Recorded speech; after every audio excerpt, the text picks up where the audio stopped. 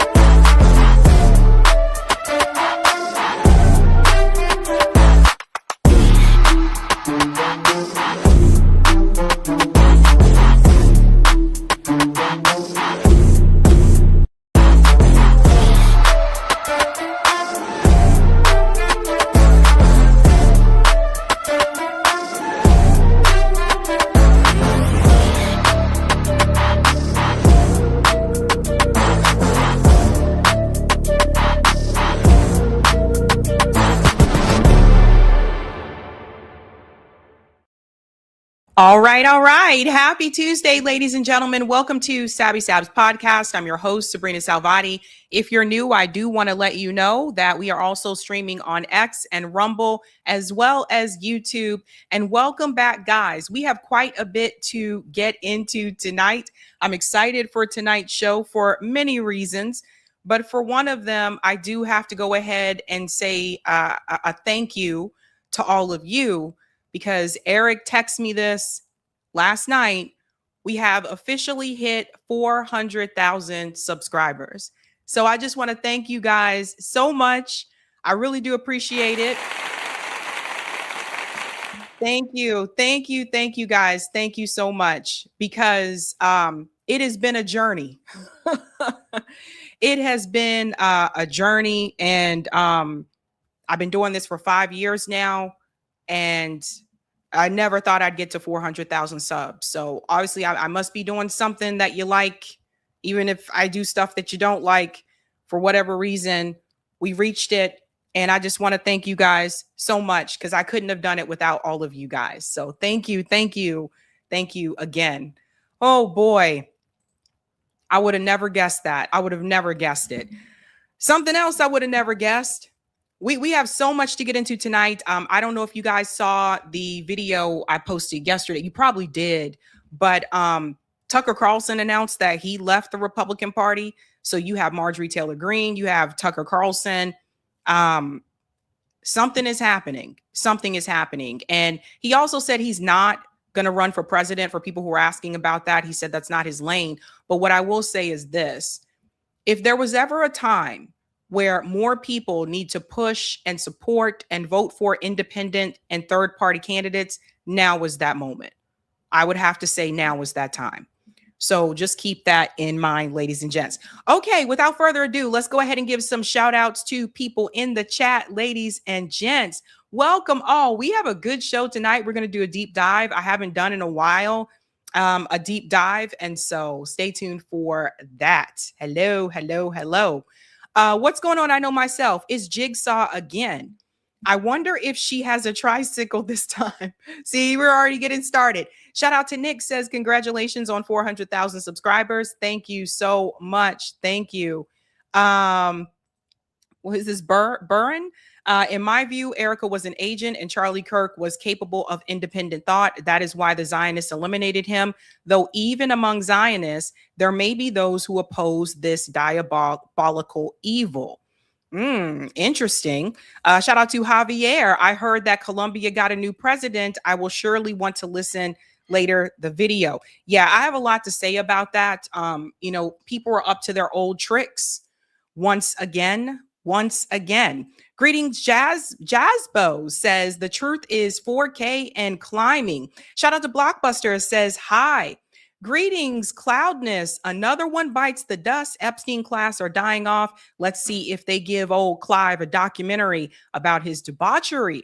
Anyways, salute Sabby Sabs and everyone in the chat. B1 fam. Yeah, another one. I told you they're all dropping like flies. Shout out to Mr. Moto, Lord Michael Farmer, Baron Farmer, a British metals trader and conservative peer, has an estimated net worth of 150 million, approximately 190 million. Okay. Greetings, Haya says love. And of course, the watermelon is free Palestine. Greetings, Bill says Alan Greenspan and Clive Davis dreading one day. Feel good story for sure. Oh, man. Greetings, JB says, good evening, everyone. I'm anticipating the laugh fest Sabby will have and reading what Candace said to Laura Jigsaw Loomer. Please drop a beat for that delicious burn and congrats on 400K. Thank you, JB. Thank you. Soccer says, congrats on 400K. Greetings. Dog Mama said 2 devils died today. Wow. You guys are brutal. You guys are brutal. Greetings, Krug says Candace needs to power slam Loomer. Shout out to CBC Voter says happy Tuesday, Sabby and Eric Red.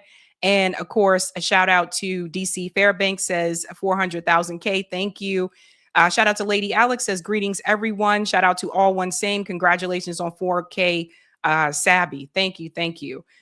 Greetings, Nika says can't wait to hear what Sabby will talk about in this live stream.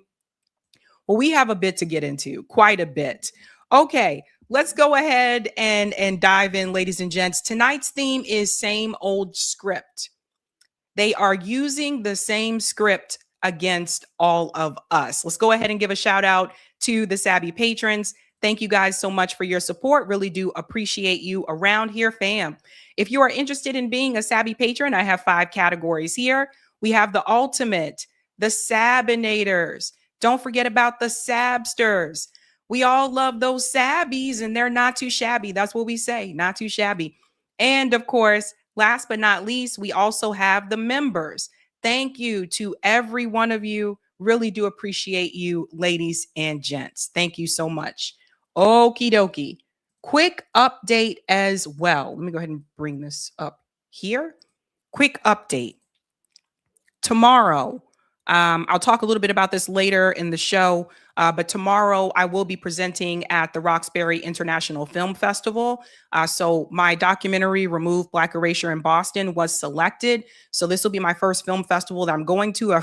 I don't know what to expect. So it's my first one, and it's the first one that I'm actually presenting at.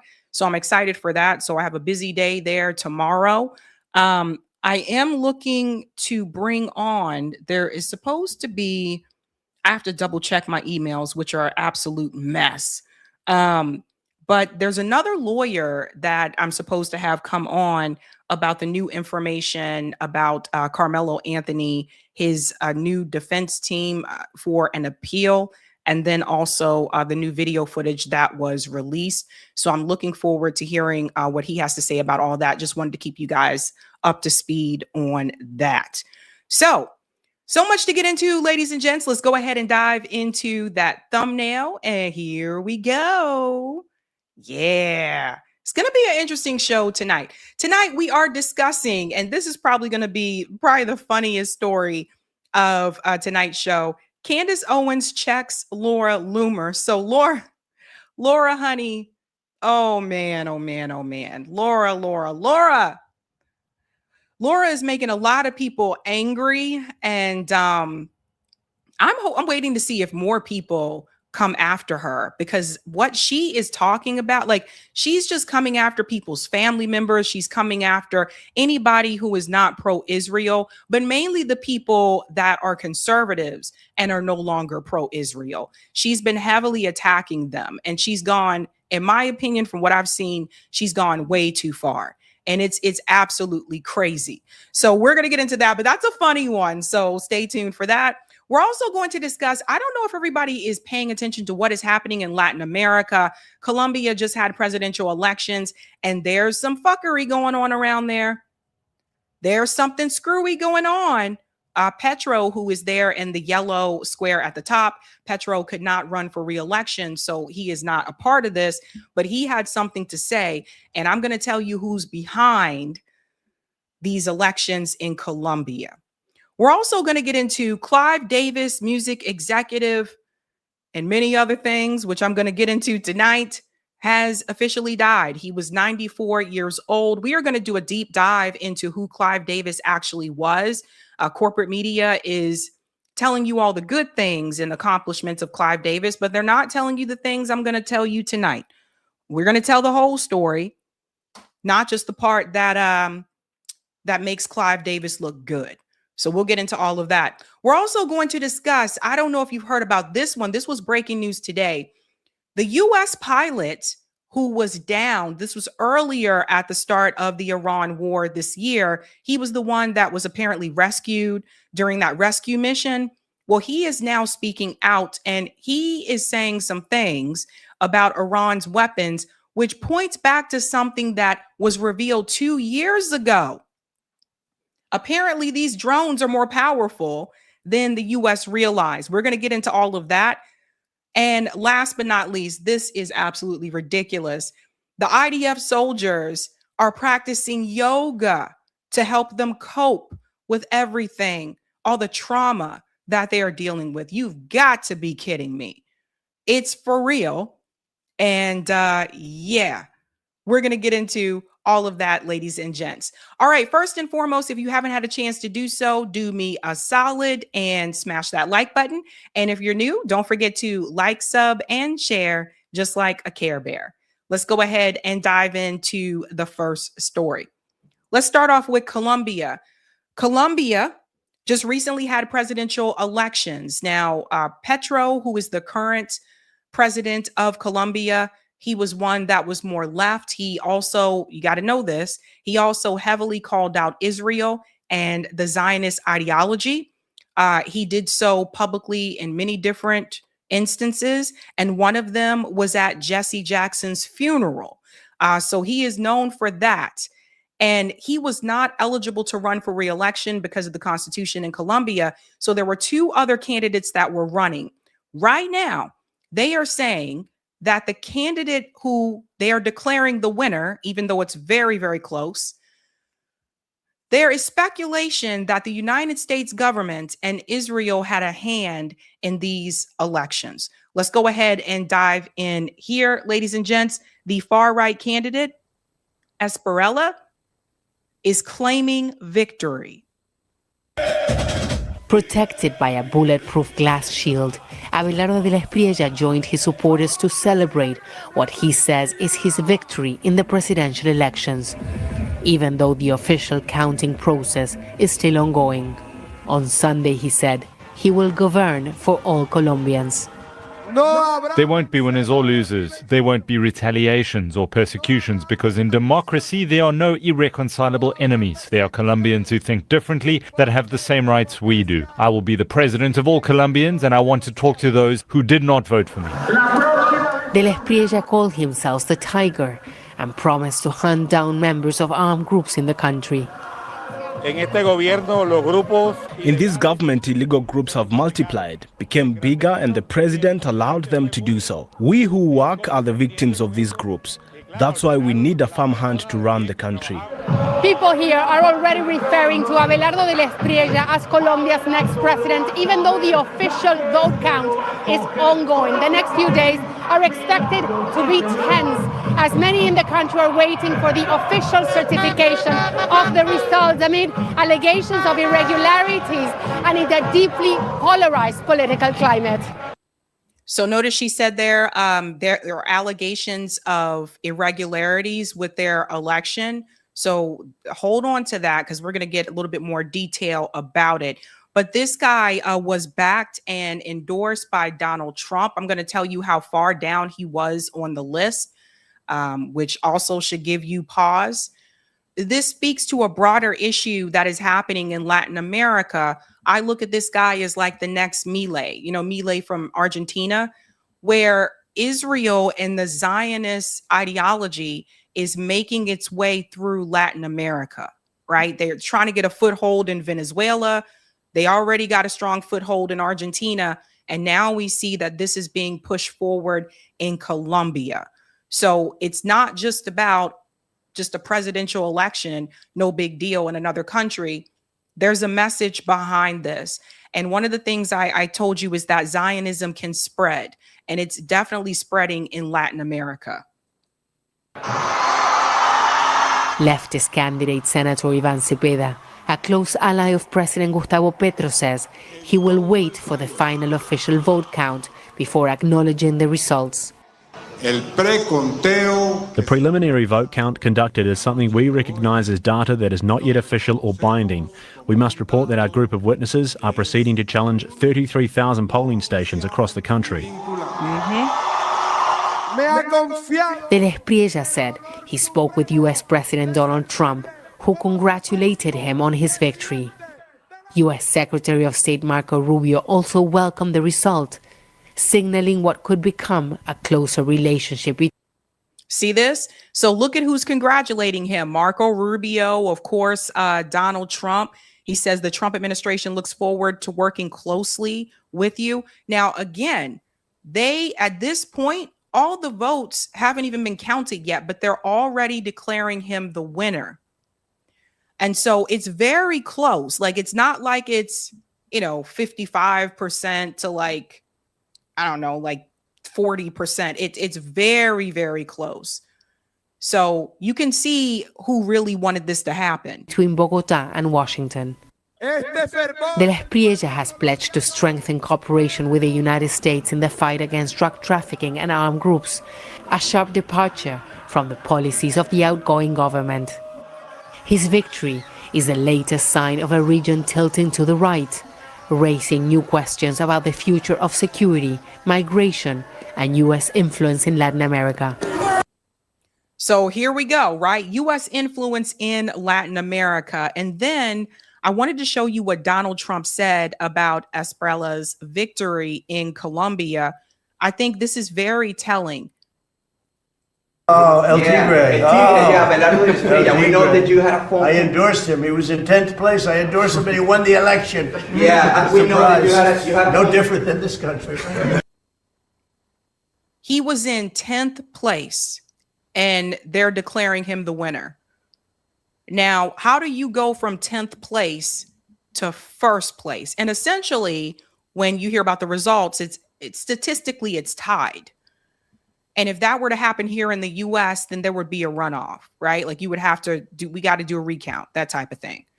But you see where the push is coming from? He endorsed him. Now, do you believe that just a Trump endorsement helped him go from 10th place to first place? I don't. So something else is afoot. And I want to show you what that something else is. So here we go again with the U.S. meddling in the elections of other countries. Shout out to Dropsite News for this one. Dropsite contributor Sabby reports from Bogota, breaking down the latest developments in Colombia's presidential election.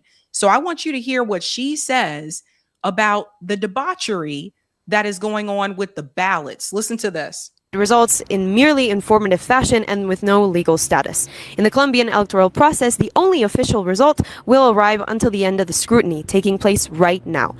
This a process in which possible irregularities in the voting registry and transmission will get observed, denounced, and possibly reversed. Cepeda announced Monday morning that his team has submitted more than 57,000 complaints already.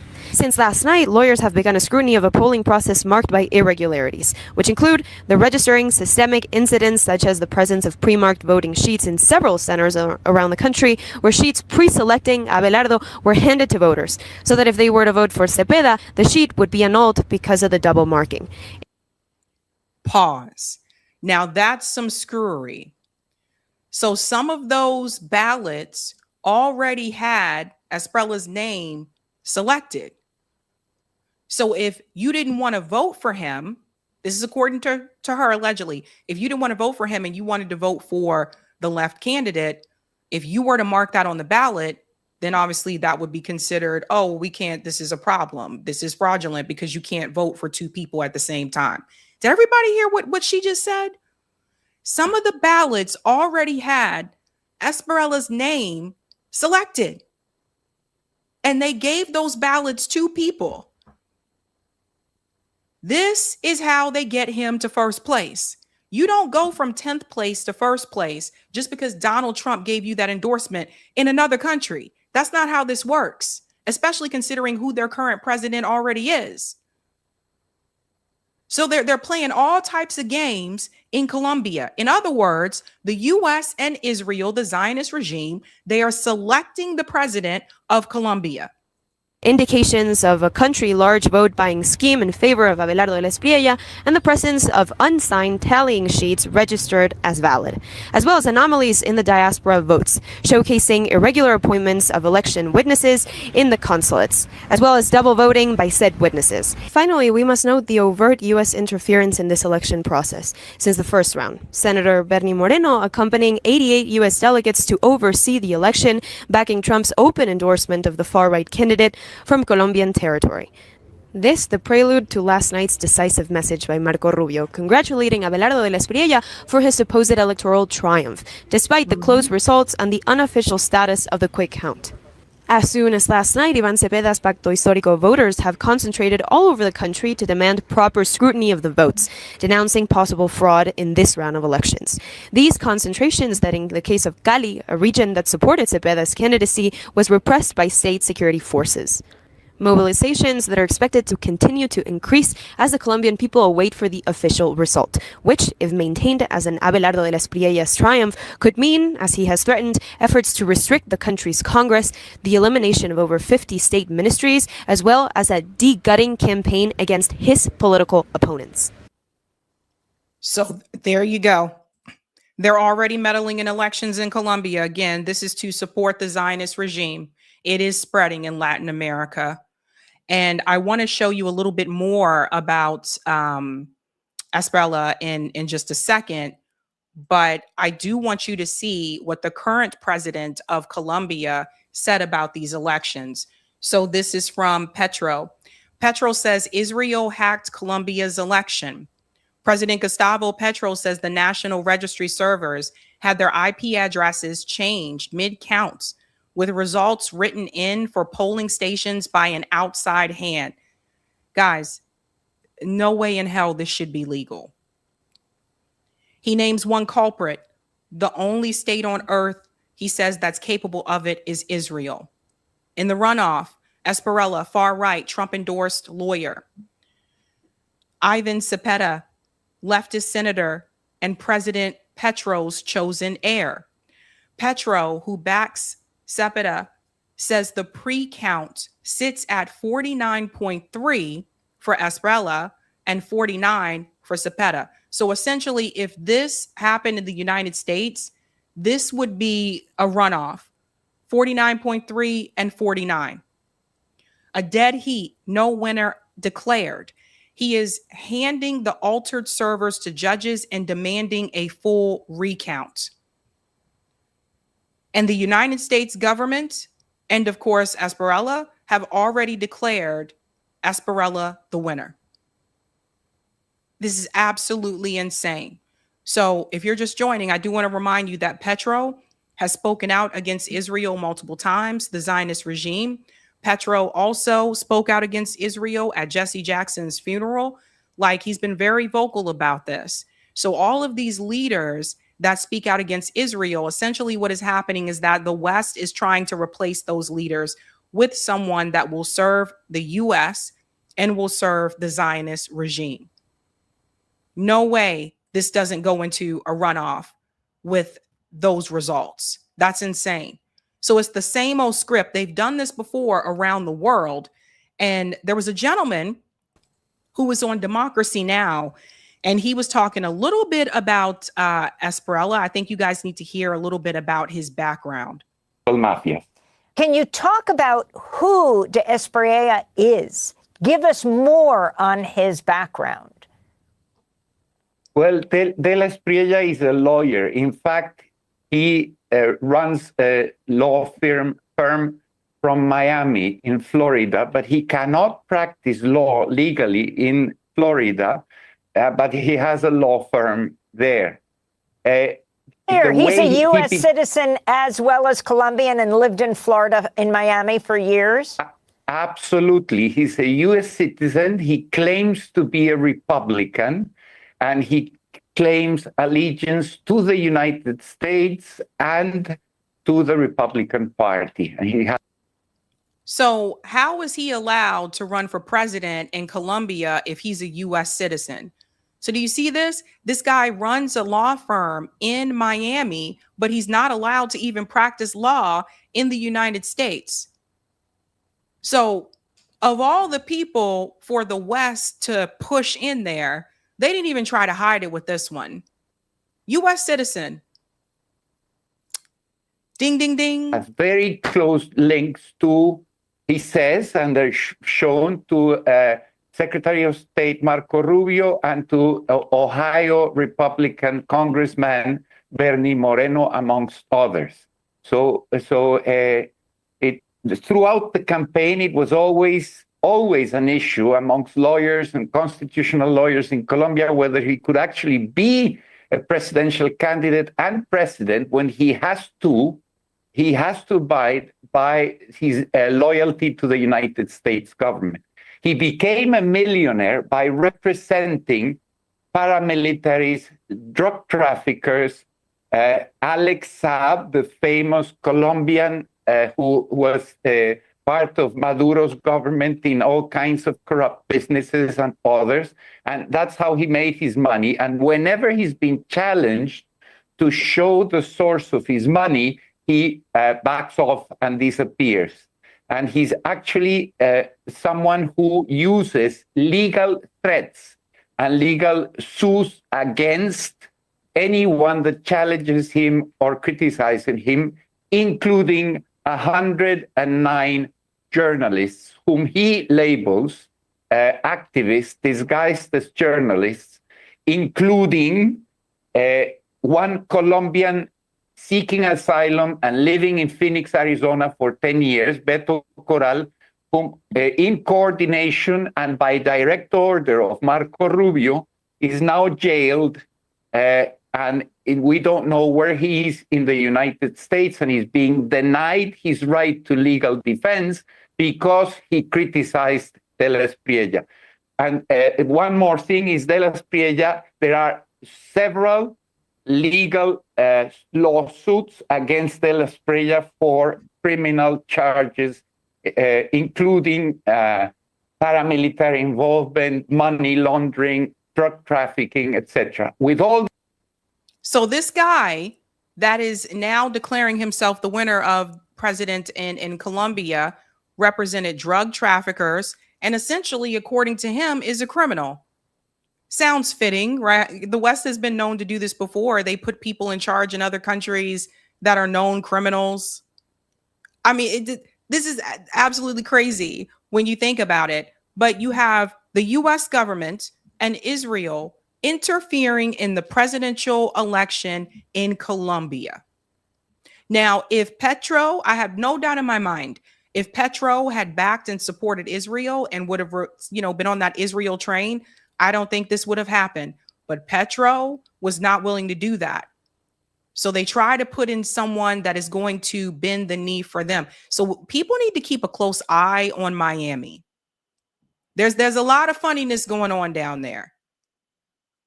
Another narco, right? But see, didn't Donald Trump say, oh, I had to get Maduro, I had to get him out of there because of drugs. But here you are appointing and supporting someone. And I say appointed because that's exactly what they're doing, supporting someone who represented drug traffickers.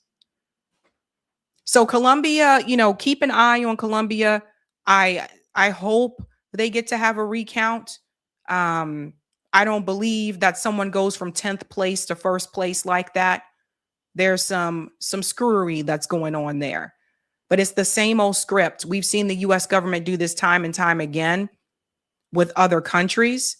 We saw how they implemented. They just basically installed Jolani in Syria. And this guy was on the wanted terrorist list for years. They had a bounty on his head.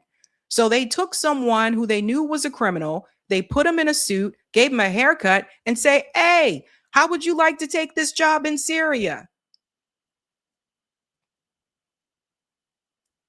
Typical influence from the West. Absolutely insane. Let's go to some of the comments here, ladies and gents. Thank you for the super chat, Newsome. The Episcopal Church approves of Roe v. Wade. Interesting. Butterfly says, congrats on your film festival. Thank you so much. And thank you to Adorable. All of them are going to end up like Haiti. The two biggest families are Zionists. They're funding and supplying weapons for what's going on in Haiti. I really wish Americans would open their eyes. Yeah. Similar with the cartel too, because Israel also has given weapons to the cartel. Piano Man says Trump pardoned the largest drug trafficker of cocaine. Exactly. There you go. You guys are so smart. You're so smart. We got to get to the next story because this one is wild. So I don't know. Everybody still remembers this. You guys still remember. Okay.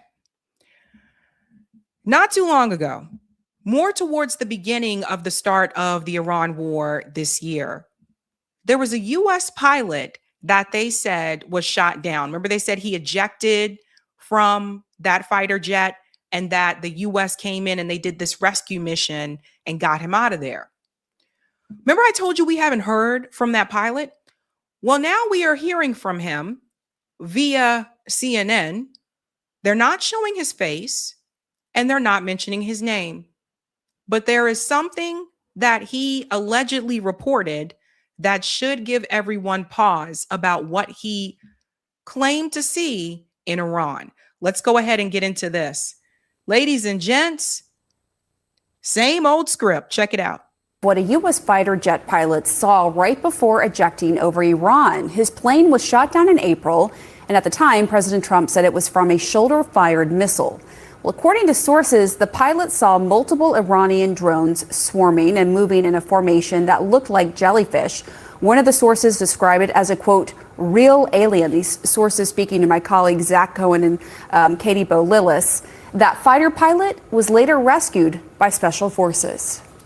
CNN senior national security reporter Zachary Cohn is here with us in the Situation Room with his exclusive reporting. Zach, tell us a little bit more about what the pilot described seeing and how the intelligence community is reacting. Yes, sources say that this description really shocked U.S. intelligence officials who were conducting this debrief of this pilot who was shot down and then subsequently rescued after they were shot down over Iran in April. And our sources say that the pilot was talking about witnessing multiple drones that were interconnected, with the larger drones operating above the smaller ones acting sort of as legs, all of these drones moving in unison, which suggested that there was interconnectivity between them. And that's something that we're told was not something the intelligence community, the U.S. intelligence community, was really tracking as far as Iran's drone capabilities are concerned.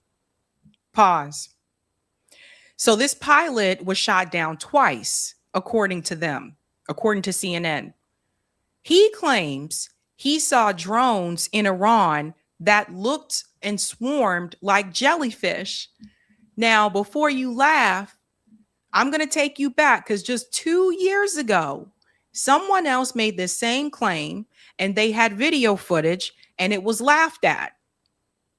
Ultimately, what this shows you, if this is true, what this shows you is that Iran is strong, but that they have weapon capability that the US government probably never even thought of.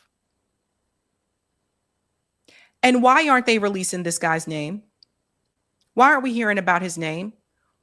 Why aren't we seeing his face?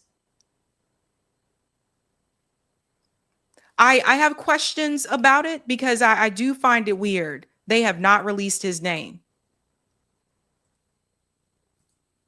Another source characterizing the pilot's account as describing a minefield of drones, and initial reports did acknowledge the possibility that these drones could have in some way enabled the Iranians to shoot down this F-15 fighter jet, which would be a pretty remarkable moment in this conflict, given this was the first instance in which a manned U.S. aircraft was shot down by the Iranians. Now, there are some questions as to whether or not this pilot did actually see what he described as seeing in this debrief. For one, the pilot was concussed from being shot down, and two, this was actually the second time he had been shot out of the sky during the weeks-long conflict with Iran. He was one of the pilots that was hit by friendly fire over Kuwait just a few weeks before that, too. But all that taken into account, this did spark a debate inside the U.S. intelligence community about Iran's drone program and Iran's drone capabilities, and if they were able to achieve this new capability as far as the U.S. was concerned, how did they manage to do that without intelligence agencies seeing that happening? And one idea that is the most likely scenario, if this was in fact the reality of what the pilot saw, that they would Iran likely needed help from Russia or China in order to do this. Now, there's a trail of evidence that suggests Russia and China have both provided drone technology to Iran, and that's something sources described to me as really the biggest indicator of how Iran could have achieved this capability. Interesting. So before we get into all of that, I do just want to say something. They have no proof that Russia or China provided that type of drone to Iran. And when they say that, two things I think are happening. One, which is that they don't feel the Iranians are smart enough to develop that technology on their own, which is bullshit. Two, the other one is to push towards a need to try to find a way to disarm Russia and China, thus promoting a World War III. We have to stop them because of the jellyfish drones, right? So just be careful with that. Like when you hear this type of rhetoric, I know what they're trying to do. And then the other thing that I want to mention is, don't you think it's strange that we're just now hearing that this pilot was shot down twice? I mean, when there was that rescue mission in Iran, they didn't mention that this pilot had also been shot down in Kuwait. Why are we just hearing about this now? And who is this pilot, might I ask you? Does anybody know? Anybody? Bueller? It's very strange. They're keeping this guy pretty secret. Pretty secret. But jellyfish drones, ladies and gentlemen, watch out for the jelly.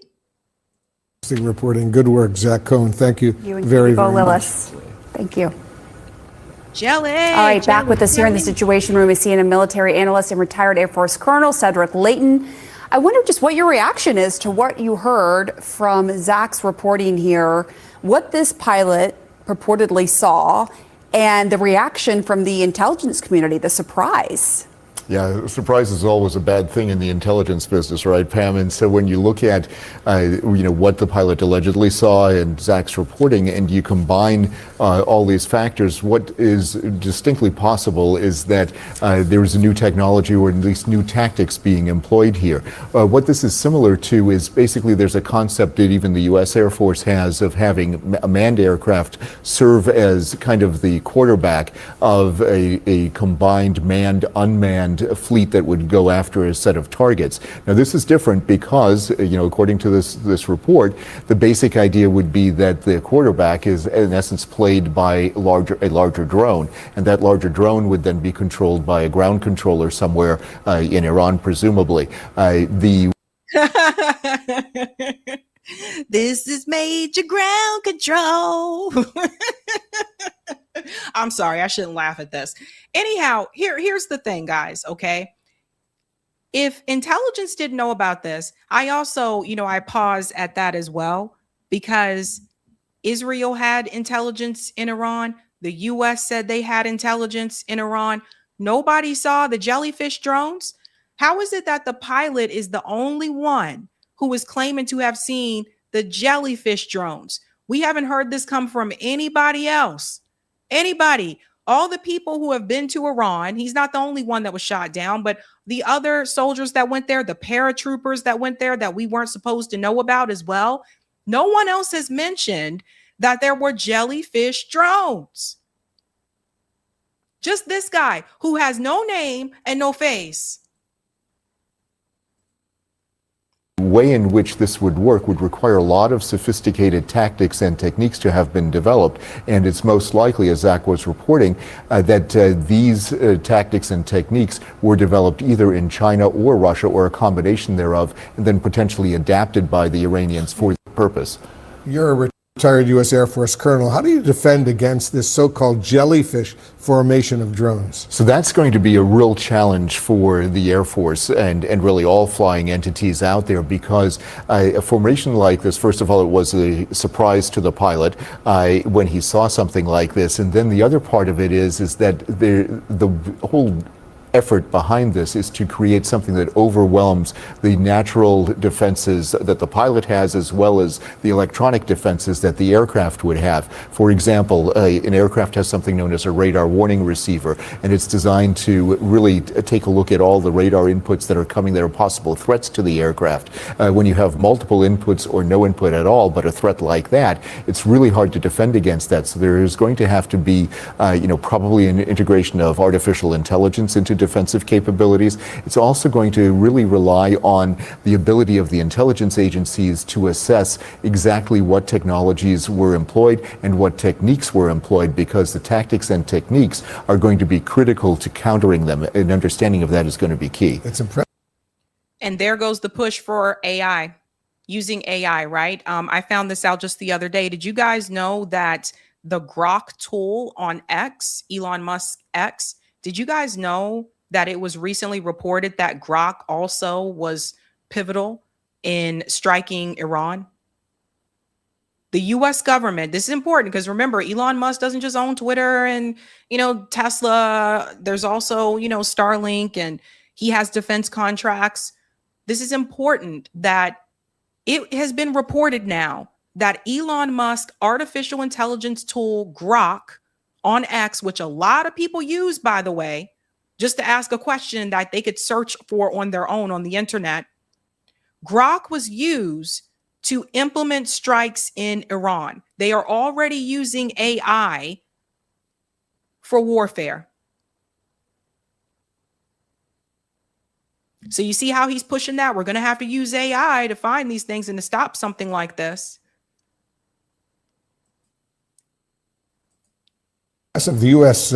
Pilot ejected in Iran, but was still rescued by U.S. military personnel. Absolutely, and that speaks to a whole realm of combat search and rescue capabilities that are basically generations, light years ahead of what happened back in 1980 when we attempted the hostage rescue mission.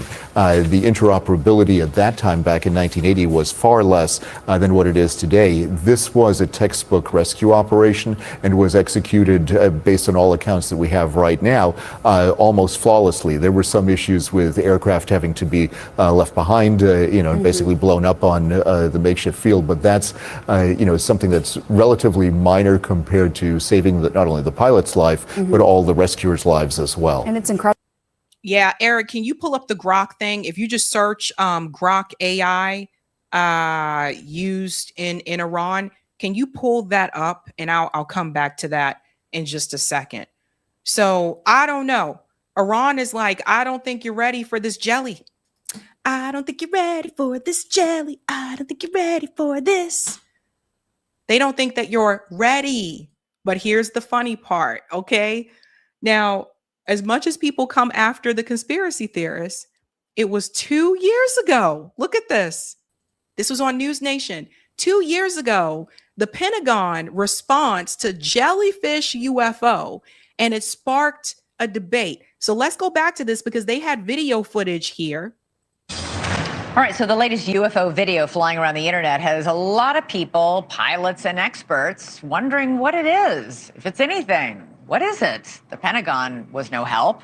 All it said was no comment, and it won't verify the authenticity of the footage. Notice it didn't debunk it, but as it's done with other such incidents, the man who released the video says the video was shot over an American military base by military pilots, and that man is Jeremy Corbell, one of the all-stars at the UFO community. He released the video, and he's given us even more tonight to show us. Jeremy, good to have you back on the show. So this guy, you know, he's really into UFOs and that type of thing. He has his own show where he talks about that. And a lot of people see him as a conspiracy theorist. Now, 2 years ago now, he had this video footage of what he said was this UFO jellyfish. Now, UFO just means unidentified flying object. It doesn't mean that it's an alien. And now we're talking about this jellyfish drone formation, where that pilot allegedly said that he saw drones used in Iran that had like legs attached to it, like a jellyfish. They swarmed in like jellyfish. So let's go back to what this guy said, who probably is not going to seem that crazy anymore. So the Pentagon says it won't comment on the authenticity of the alleged DoD material that may have been leaked. That's a quote right there. While at the same time saying it's committed to openness and accountability. How do you square those? Yeah, thank you for your question. And I'm glad your viewers are curious and listening to this. So look, Elizabeth, everybody is catching up with my and George Knapp's reporting, as has been the trend. The DoD is catching up. Even News Nation and yourself, who have been fastidious with looking into the UFO issue, everybody is catching up. So let me help you tonight. The reason why they're not at this point able to deny it is because absolutely they're going to have to confirm it. George Knapp and I. See, let me stop it. I'll get back to him. See it right here? That's the jellyfish.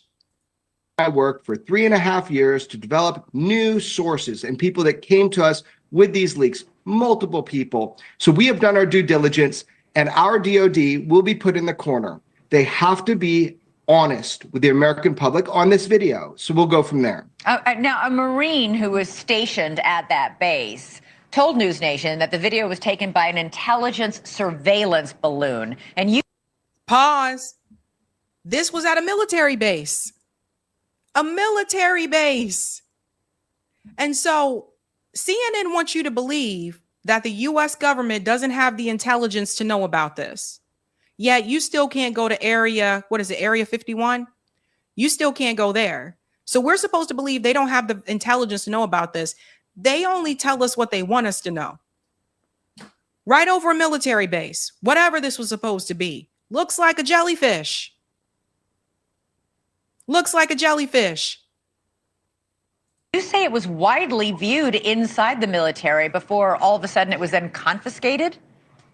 Yeah, you don't have time for this on this program, but there was a dramatic set of events that occurred. It was confiscated immediately from the aerostat that was filming above the base. So what you are seeing is the first ever designated UAP by our government and multiple governments, UAP or UFO, it's an incursion of a military base in a combat zone. So there are secondhand witnesses that are coming forward. But George Knapp and I have spoke to multiple firsthand witnesses. So what you're seeing here is people saying, oh, I saw that. Mm-hmm. It was filmed live. It was filmed live. It was somehow filmed live during it. Hold on. We need to go back and look at it. I'm going to come back to what he's saying here. I just want to point out something in this picture. Hold on, right? Oh, I saw that. Bam, right there.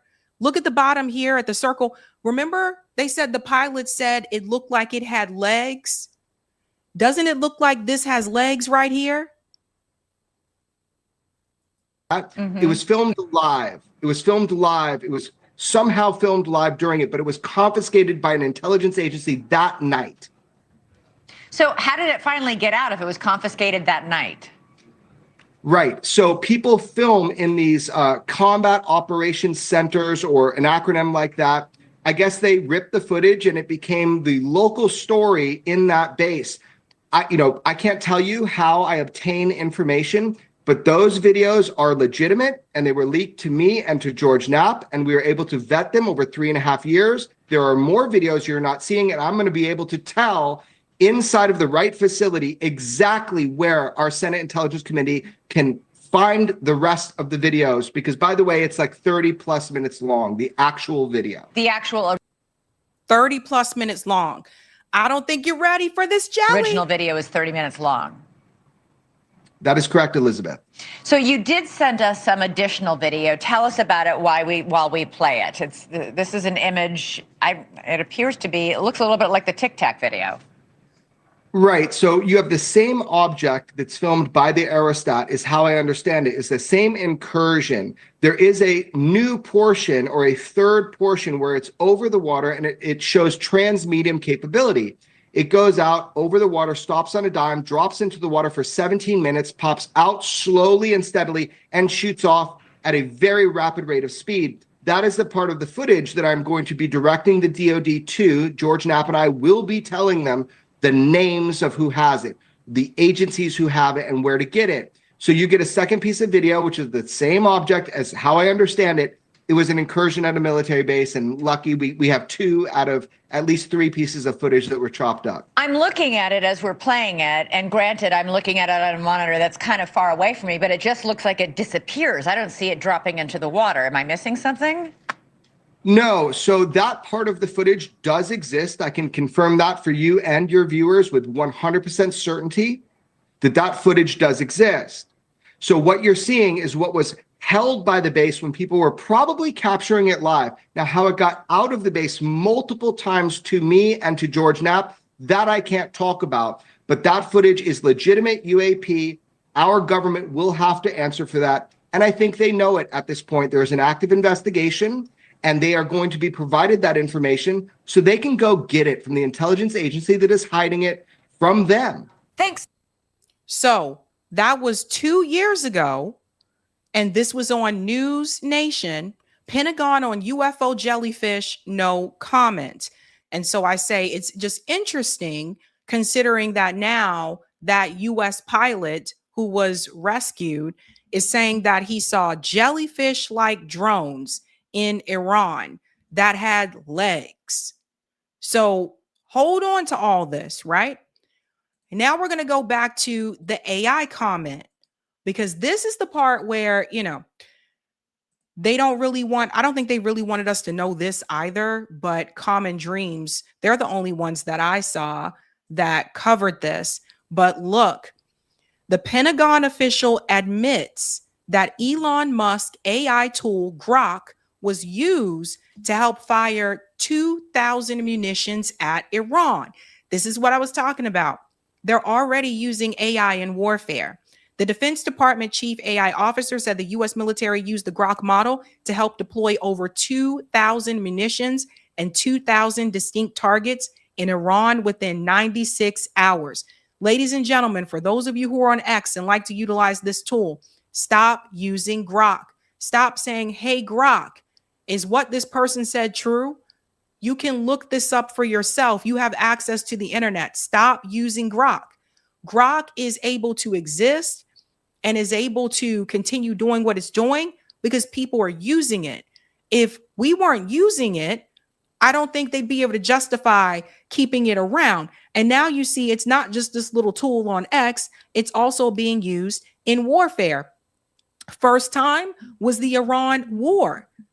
So it goes on to say here that Cameron Stanley, who is the Pentagon chief digital and AI officer, wrote in a sworn statement to federal court in Mississippi that the U.S. military relies on derivatives of Musk-run AI commercial offerings known as Grok Gov model. The model, which is used within the Pentagon Maven Smart system, enabled U.S. forces to deploy over 2,000 munitions and 2,000 distinct targets within 96 hours during Operation Epic Fury. Now let's pause. Distinct targets. So Grok was used to choose targets. Now I'm starting to wonder, when the Manob school was attacked, what if Grok was used to select that as a target as well? Not to say I would put this beside like the US or Israel to strike a damn school, because I wouldn't. But what if they were used? What if Grok pick all those targets? You see how many it said? 2,000 targets?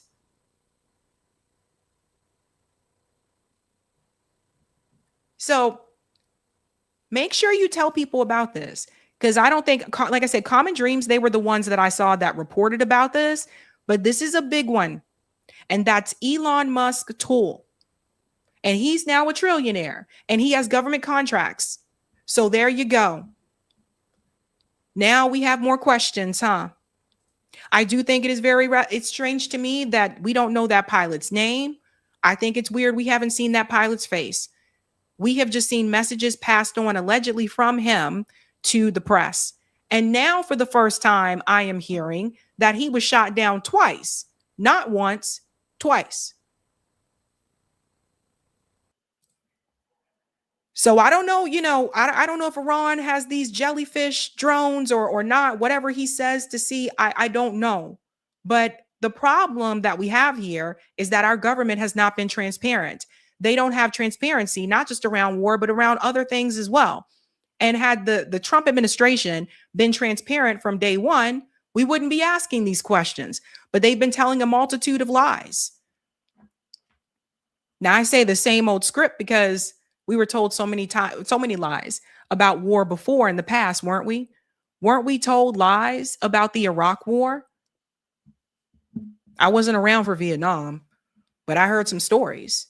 They lied about Iraq. They lied about Afghanistan. They didn't have a war with Maduro, but they lied about their reasoning for kidnapping Maduro. And they lied about Iran. They lied about Gaza. Lies, lies, lies. Let's go to some of the comments here, ladies and gents.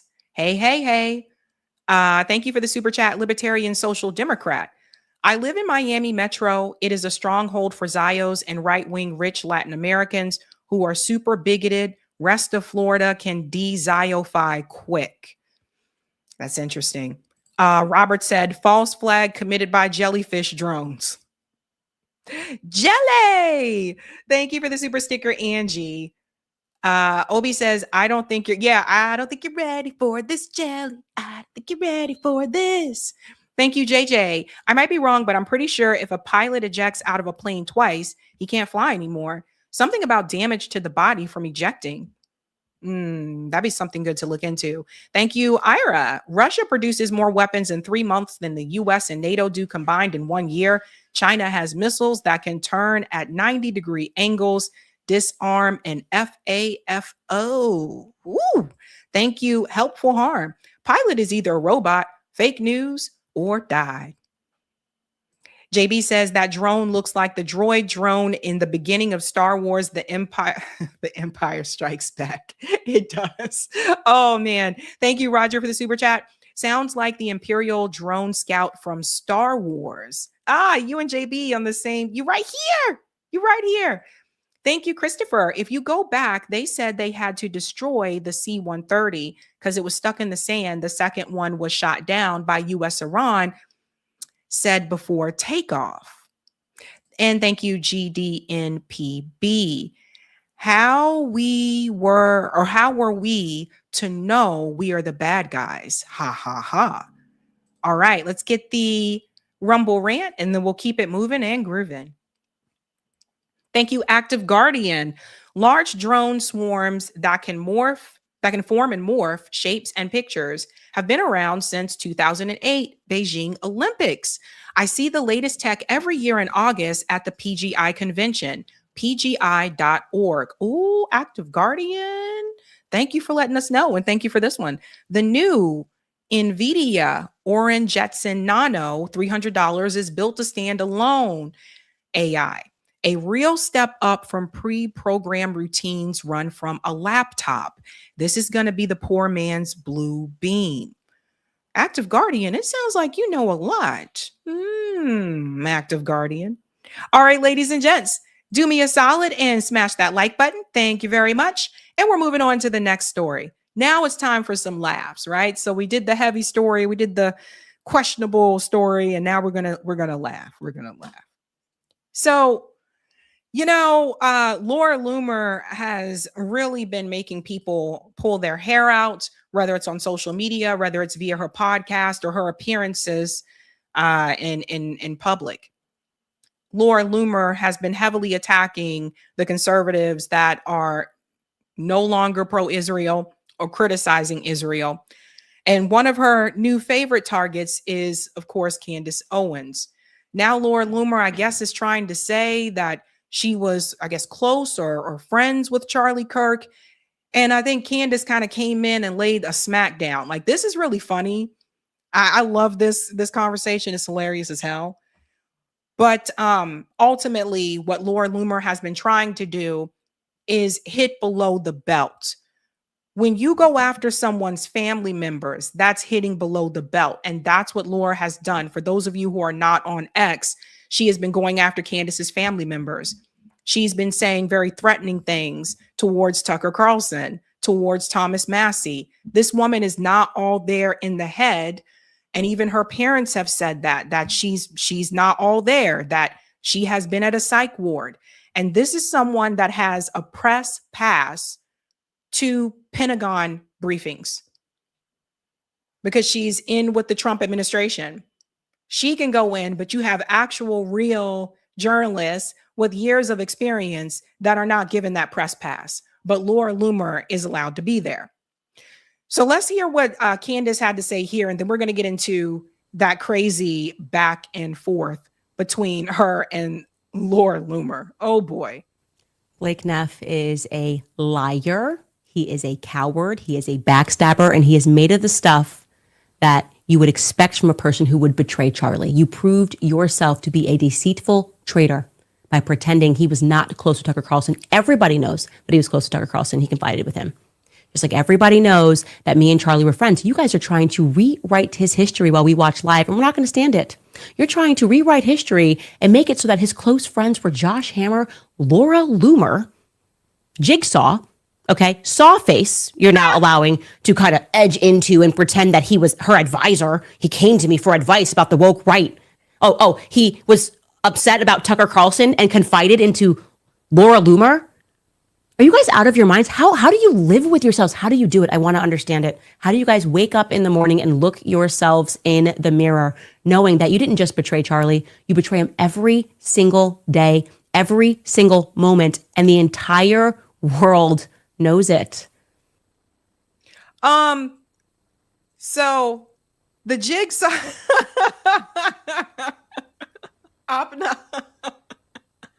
I'll explain. If you've never seen the Saw movies, I'll explain the Jigsaw reference in just a second. But yeah, I mean, Laura Loomer really has hit below the belt. Like, this woman went like digging for information and saying that it's true, which is not. I'm actually surprised Candace hasn't sued her already for what this woman has done. And she says, Laura Loomer says that she's not mentally unstable, but I bet you if she got a lawsuit, she probably claims she's mentally unstable then.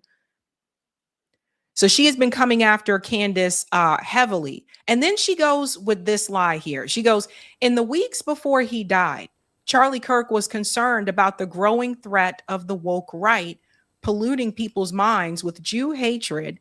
And he was very alarmed by the Islamification of America. Now, she says in the weeks before he died, but text messages that came from Candace and others show that he was actually saying something different. I made a tweet that was critical of some of these woke Reich personalities who I said would bring Charlie down.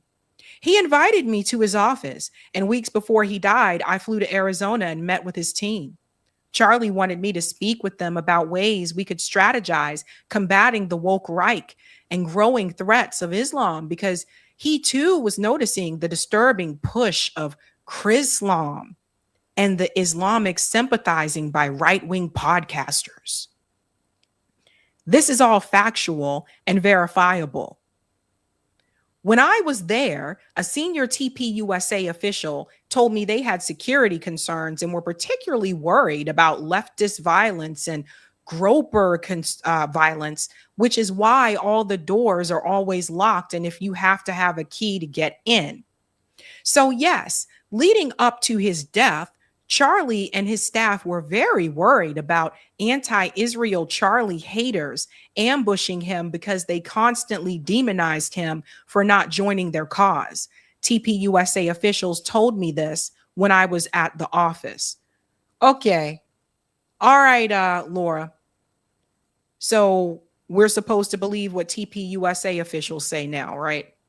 And they've been caught in a number of lies, a multitude of lies since Charlie Kirk was killed.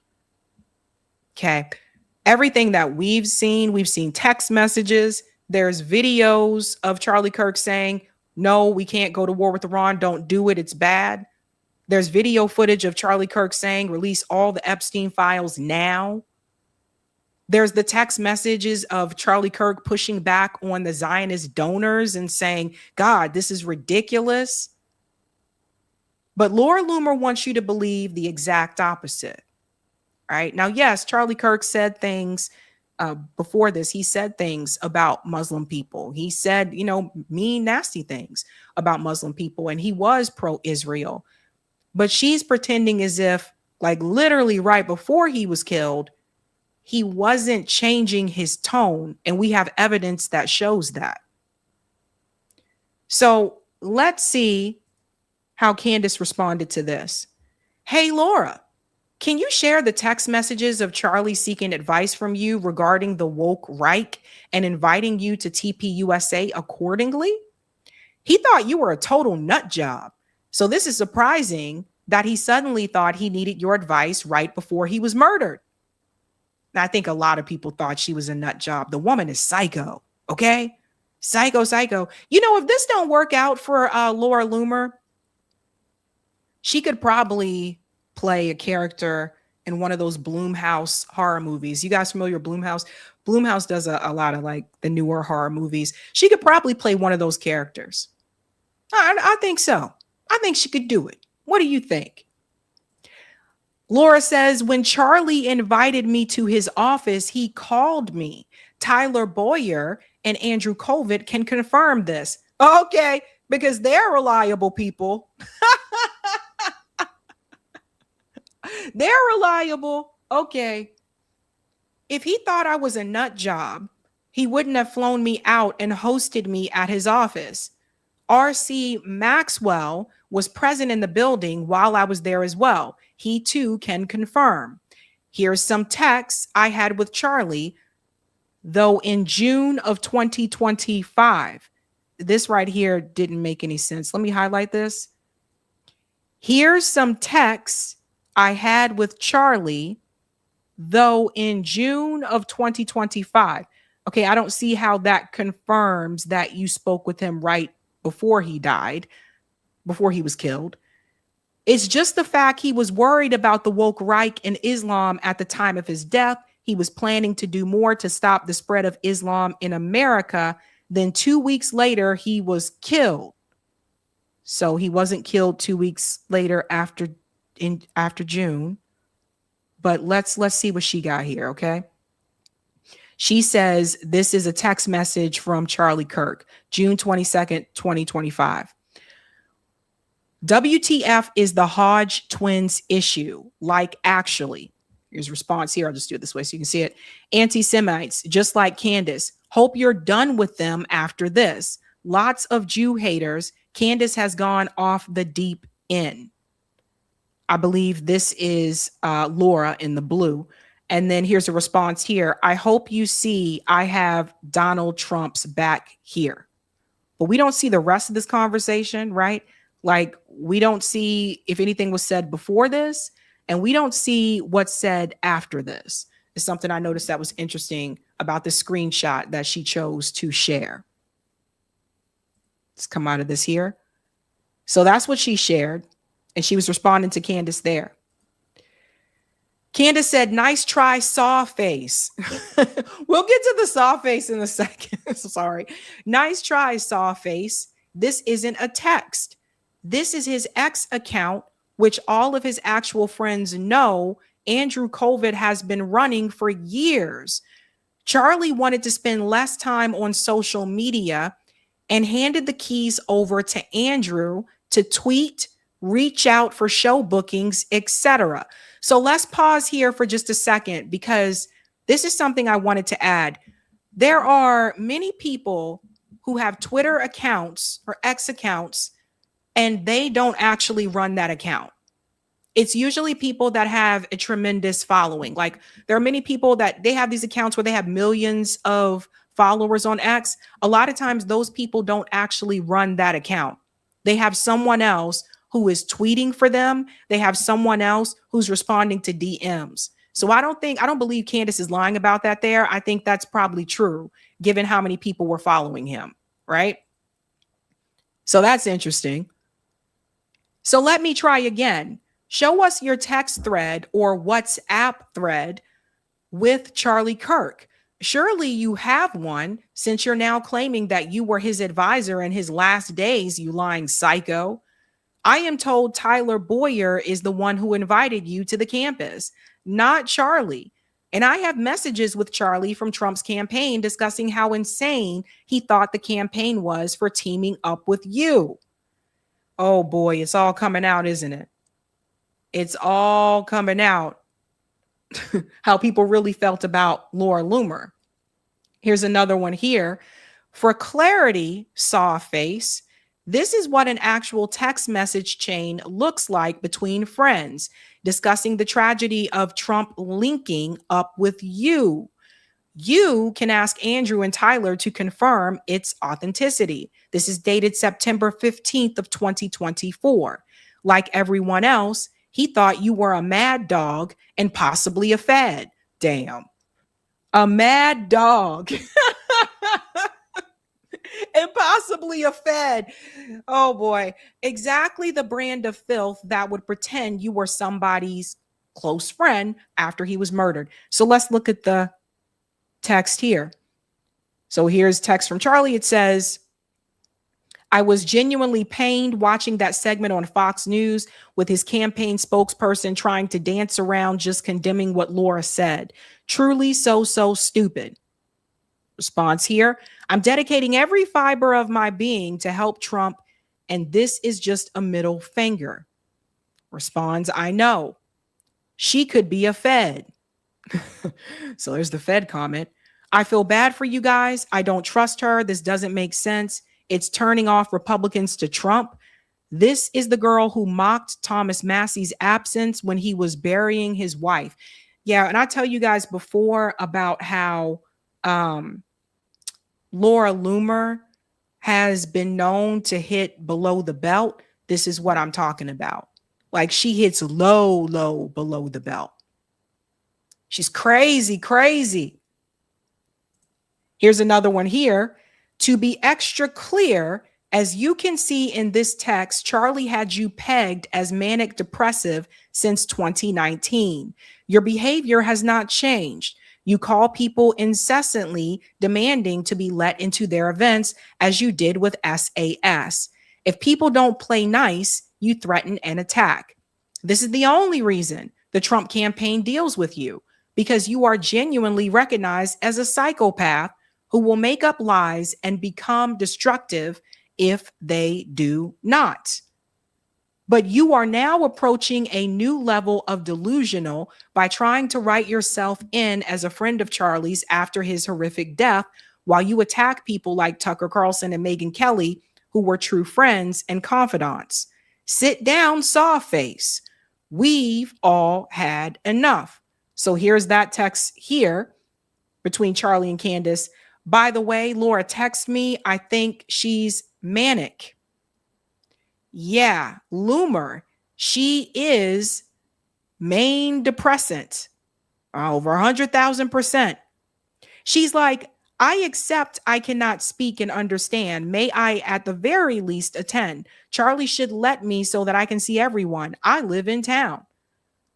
I haven't answered. I'm honestly scared of her. She just showed up to Horowitz, by the way, on the last day. Dude, what if she handcuffs herself to SAS? So from the looks of this, it doesn't look like Charlie was okay with Laura at all, the way that she makes it seem. People keep asking about the saw. People keep asking about the saw face. I'm sorry.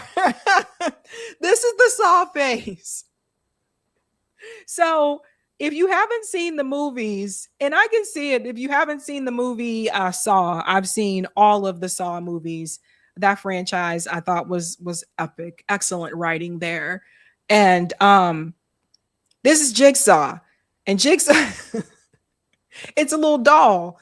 And the doll rides on a little tricycle. And the doll goes, I want to play a game.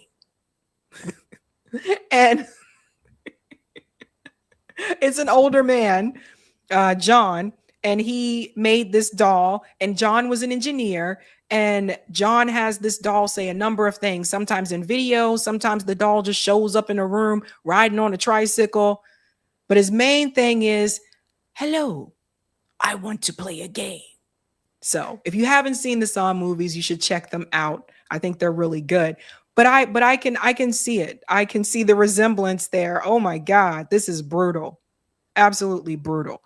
But she's crazy. She really is legitimately crazy. Her dad said she was in a psycho institute. And this is someone who has a press pass to the Pentagon. You have actual journalists that have been doing this for years that can't get a press pass under this administration. She has a seat and a pass at the Pentagon. She's crazy. But it's all because she kisses Donald Trump's ass. So because she kisses up to him, they're like, yeah, you can come in and you can, hang out and all that cool stuff. But she's a psycho woman. My advice to you is that whatever you do, definitely don't follow her on X. I would hope that most of you have not anyway. Definitely don't follow her on X. But the other thing that I want to mention is just make sure that just don't even respond to her. Just stay away from her on X.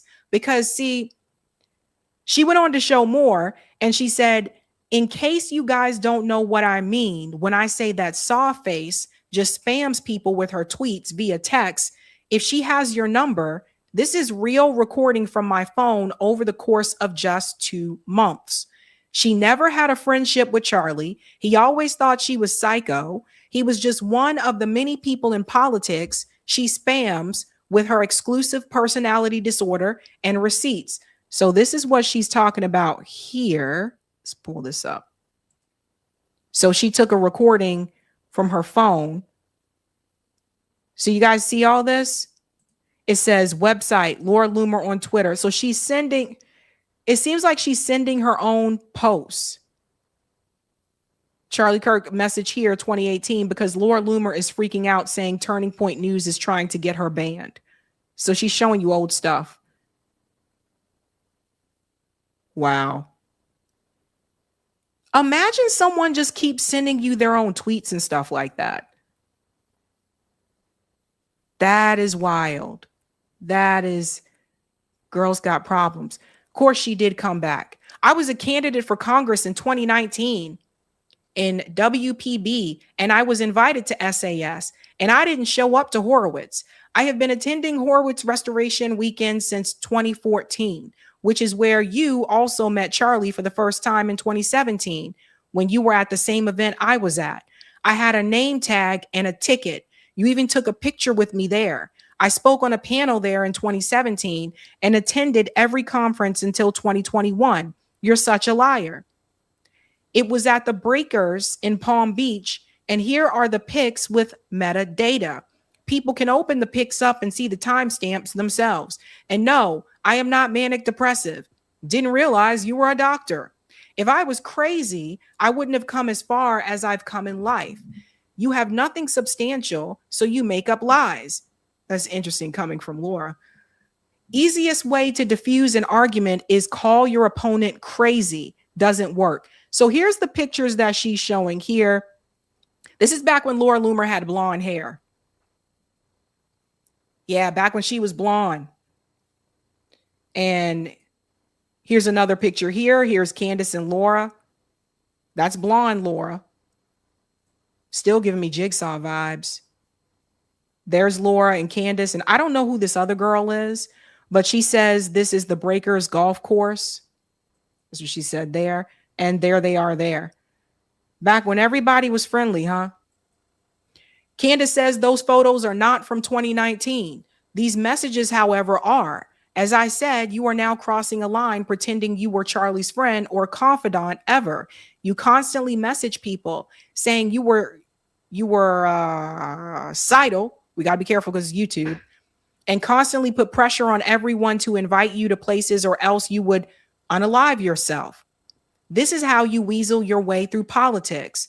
I was one of the very few that actually was kind to you. But like I said, you published my kids' car and put their lives at risk.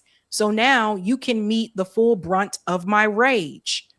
All of us tried to help you with various mental disorders over the years. You targeted Charlie consistently, because he wanted nothing to do with you ever. I just wanted to say something here. This was another thing. Publish the kids' car and stuff like that. Yeah, that was another thing she was doing. She was trying to publish, or did publish, like the license plate, I guess, on the car that she said Candace used to drive her kids in. This woman is crazy. Like, seriously crazy. Because now you're going after someone's kids. And so here's the message that she's showing here. Actually, let me come out this way and just make it bigger this way so you guys can see. Here it is. Laura Loomer.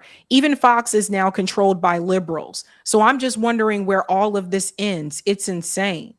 And I have asked Charlie to help too, and he won't reply to me. Told y'all this bitch is crazy. He has so much power, and with one tweet and one Fox appearance, he has the power to get people talking about this. I've been asking him to help me for over a year now. Here's also 2019. I'm not going to be able to keep doing this much longer. I've developed serious depression and anxiety from all of this, and nobody wants to help. Nobody knows what it's like to wish you don't wake up because of constant censorship and abuse. I can't do anything anymore. I literally pray every day someone will, she says, take her out here so she doesn't have to suffer anymore. This is wild. I feel as though I talk to walls each day because no matter how unfair I am treated, nothing is done. It's truly a miserable life. And she said she hoped to, end all that soon. I gotta be careful how I say it on YouTube. One way or another, I just hate what I've been subjected to because of my opinions. You know what this reminds me of? Anybody ever had that friend that don't go away? Hold up, let me this here. Has anybody ever had that friend that won't go away? I don't know. Like, I remember people like this in high school. It kind of reminds me of that movie Single White Female, where there was always like that one person that just kind of wouldn't take the hint, and people would try to be nice to them about it at first, and they wouldn't take the nice hint. So then they would say stuff like this, or they would send text messages like this, like, if you don't do this, then I'm going to do that. That's what this reminds me of.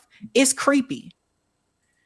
Laura goes on to say, Candace, I never said he and I were friends. I said I had known Charlie since 2014 and he knew my character. I have publicly said we often had disagreements and we were not close friends. You twist things to fit your narrative and you lie to take things to an extreme. I said he invited me to his office 2 weeks before he died. That is a fact. Where did I say he was my close friend? Also, you're only exposing yourself.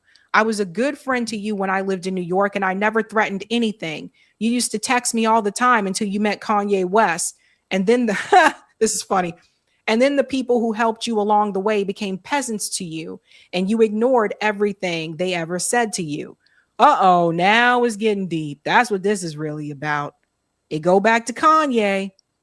When I was viciously debanked and deplatformed on all social media for exposing Ilhan Omar, I reached out to TPUSA, Charlie Kirk, and you for help. I was hoping that since I was such an avid conservative, the leading youth conservative organization might help me fight back against big tech censorship. But every time I made an effort, I was ignored and told you couldn't help because you and Charlie had an arrangement with Jack Dorsey when you met him in California. I asked if I could go on PragerU and other shows to raise awareness about the censorship, and you would have other guests on, but deliberately ignored what happened to me. Stop acting like you don't know what happened. It's not unreasonable for me to ask for assistance when I was one of the first ones to be banned everywhere. Why is it that you want to try to shame me for asking for help when I was completely debanked and deplatformed? Everybody can see from the screenshots that you ignored all the messages, which means that you were more than happy, with the censorship of my being. All you care about is yourself. You don't care about how isolating being completely silenced online for years can affect somebody, because you were never censored in your life. This is personal. This is going really far back. This isn't just about Israel anymore. I never threatened anybody. You would think, though, that an organization that gives lectures about combating conservative censorship, you would actually try to help people who had been censored. But all of my outreach was ignored. Of course, you left all of that out. I have never claimed Charlie was my close friend. You're a compulsive liar. You were never deplatformed or debanked like I was. So you will never know what it's like. You're a selfish person. Damn. Yeah, but this is deep. So Candace kind of went off the deep end here. This is wild. I'm not reading all of that. Just shut the fuck up about Charlie, or I'll keep dropping. You can be your big, bad, soft-faced self. But back the entire F away from trying to include yourself in his legacy. Charlie Kirk never sought your advice, not once. We all knew you were manic, and we treated you kindly only to have you spit on that because it's what you are. Stop pretending Charlie was concerned about Tucker or our shifting views, or you will discover that I'm the first person in your horror series that does want to play a game. Jigsaw. Charlie's views were shifting on Israel, and he sought our guidance. Tucker told the truth. Megan told the truth. I told the truth. Point blank, period. Stop tweeting his name. Stop pretending you're some widow protector when everyone knows you'd torture a child if Trump simply winked your way. Jesus Christ. And then I think this is the last part here.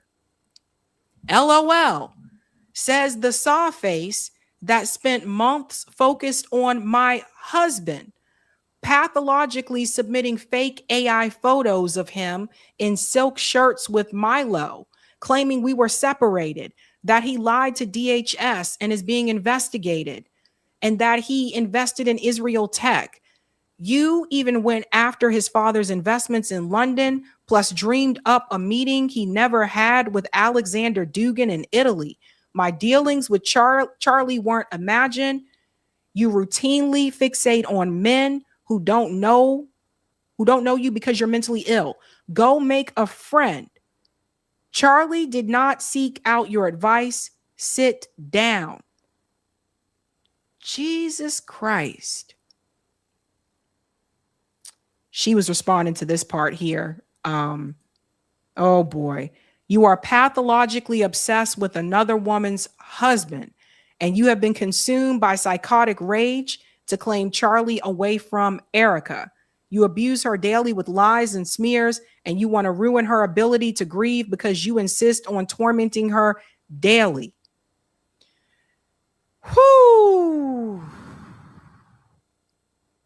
At this point, they might need to just go into the ring.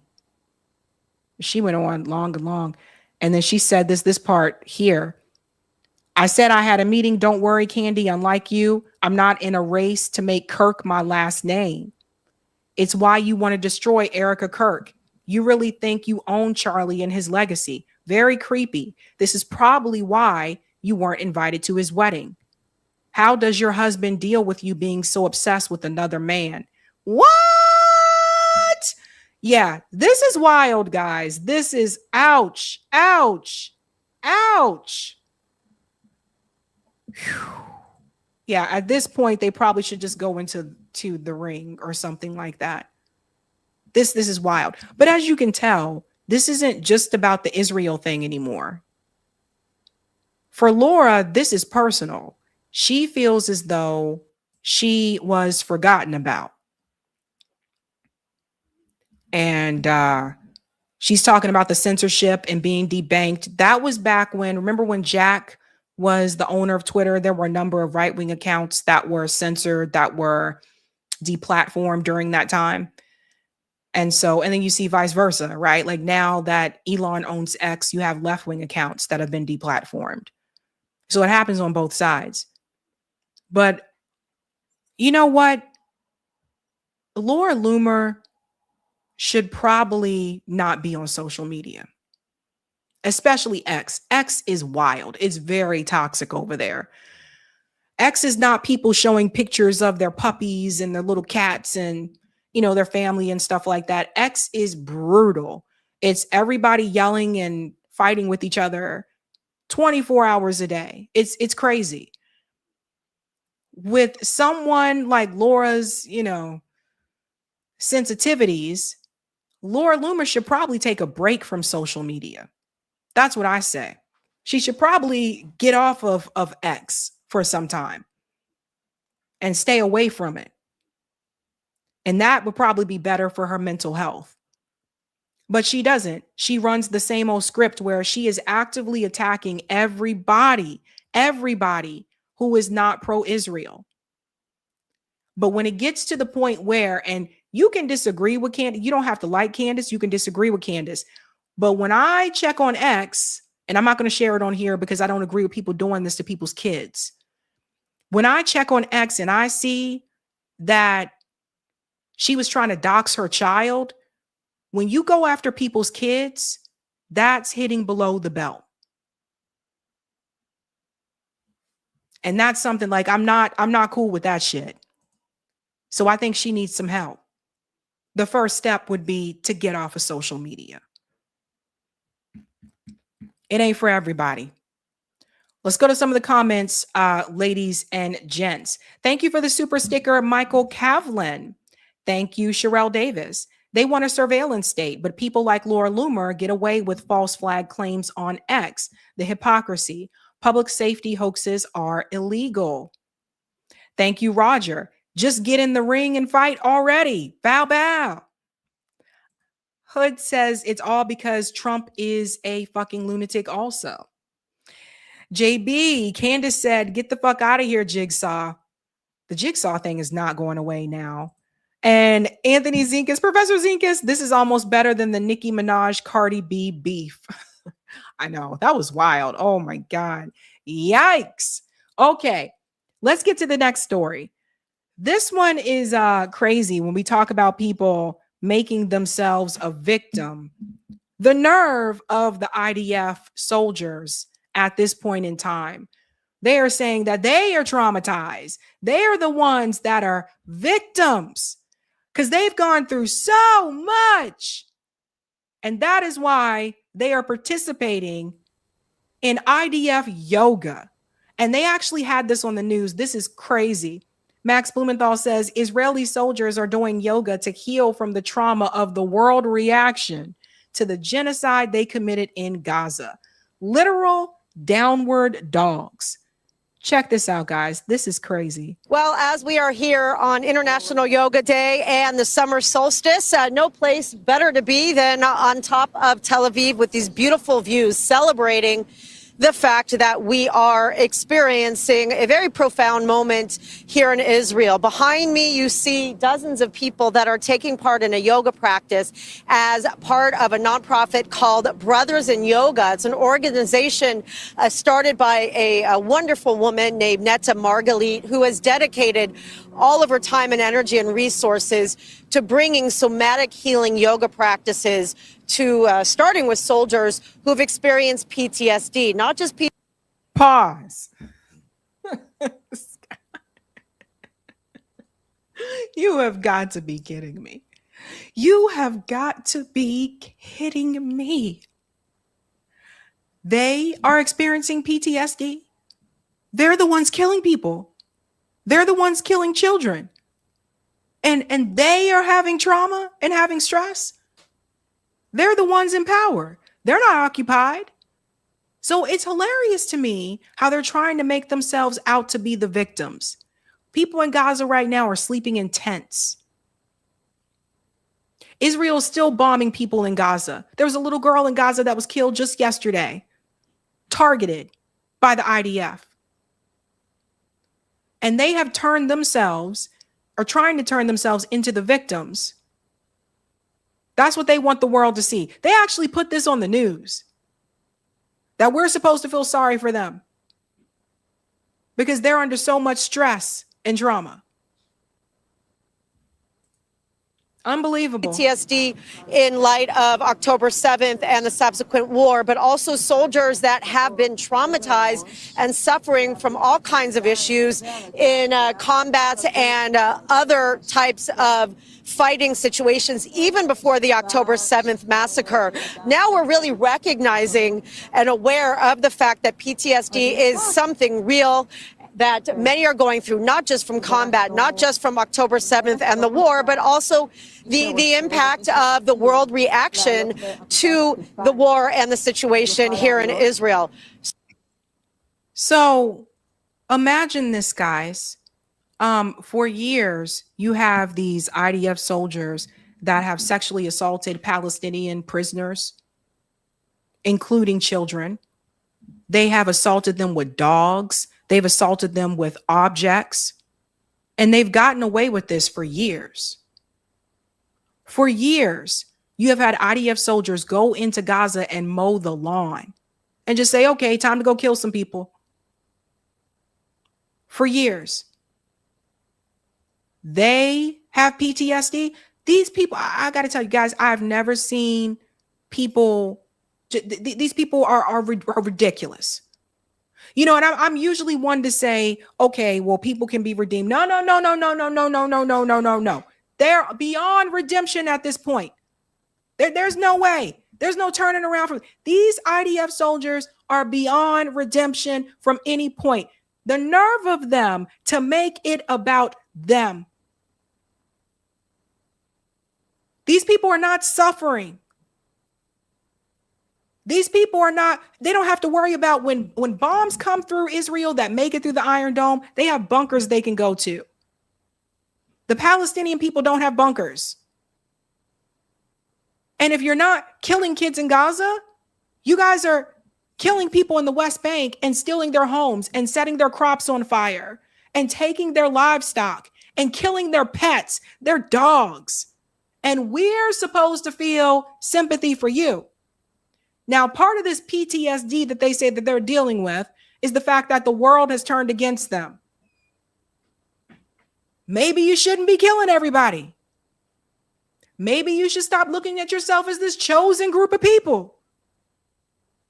Maybe you should give people their land back. I don't know. Things like that. It's laughable to me at this point in time. Zoga. So this group right here is dedicated to taking in these practices. And what's more special about this organization is that many of these soldiers, once they have learned themselves, are getting teacher training where they are then able to take it into the field to IDF units that are currently serving not only in reserves, but also in real time, with an end goal of being able to take these practices before having to have the effects of post-trauma and having to do it in retrospect. Another thing that we need to take into account of what happened on October 7th is that it basically reopened a lot of the unhealed wounds that haven't been dealt with from soldiers that have been in other types of situations, like I mentioned, like the Second Intifada.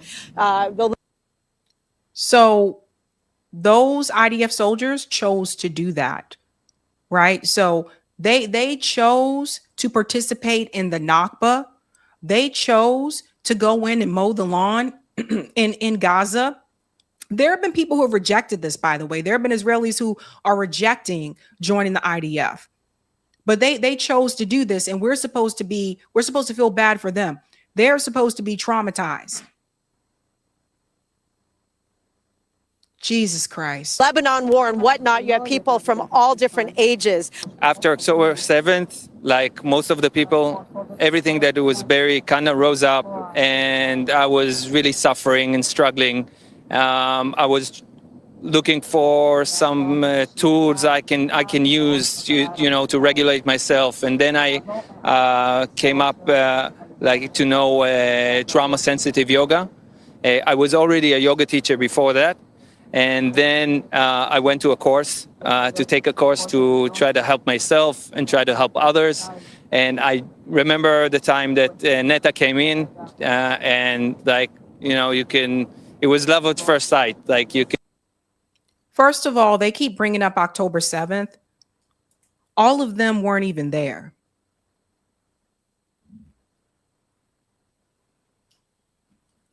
Remember that. All of them weren't there. 2, where's the yoga and the self-help and the healing for the Palestinians? Like, imagine making this about you. When you have an Iron Dome, you have bunkers, and you're still going over there and killing people. It's just like, guys, I've seen some things in my life, but God damn, I have never seen people just so... I've never seen people just like, they're supposed to do whatever they want to do and have everything their way because of who they are. I've never seen anything. This is crazy. It's wild, beyond my dream. I got to tell you, and I have seen some things, but just this thing that, like, you're not supposed to criticize them. You're not supposed to tell the truth about what they're doing. Hell, you can't even speak. You're not even supposed to speak out against their government. This is crazy. You see where people like Laura get it from? Laura Loomer? Totally see her vision. I totally connected to the way she sees the practice and the possibilities of really helping out, really healing people through yoga. And I began to experience that myself, and in time pass it on to others. Now I do that in the organization and also in the army. So again, what a better way to have an overarching view of the city of Tel Aviv on a day that is so important around the world, in light of the fact that we here in Israel are still going through quite a lot. Being up here makes you forget for a moment, being able to breathe the air. And once again, we can see this group here really getting into the zone. She talked about breathing the air. I just want to remind you guys, and again, we're talking about the Zionists here, but I just want to tell you guys, just remember the Palestinians can't breathe because of all the bombing that continues to happen there. The air that the Palestinians are breathing, that air is toxic. She's like, look at them up here, just doing yoga, just breathing the air. They're the killers.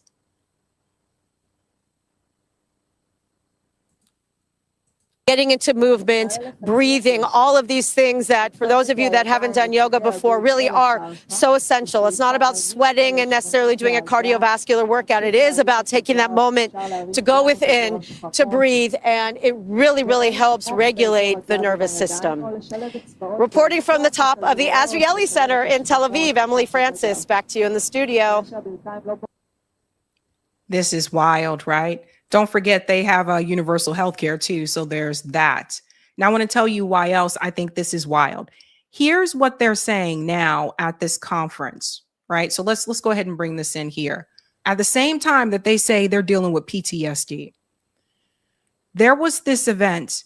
It's called the 2026 International Policy Summit, right? I want you to hear what the Zionists said about Francesca Albanese and many other things. So these supposed to be the PTSD people, right? Okay, listen to this. Francesca Albanese, the UN rapporteur on Palestine. As you know, I don't have to tell this audience, she has said that America is controlled by the Jewish lobby. On October 7th, she defended Hamas, said there's a context, and every 5 minutes on Twitter, she is echoing the worst blood libels against Israel. She is the leading purveyor of the genocide libel. We are fighting back. We are fighting back. We have exposed her.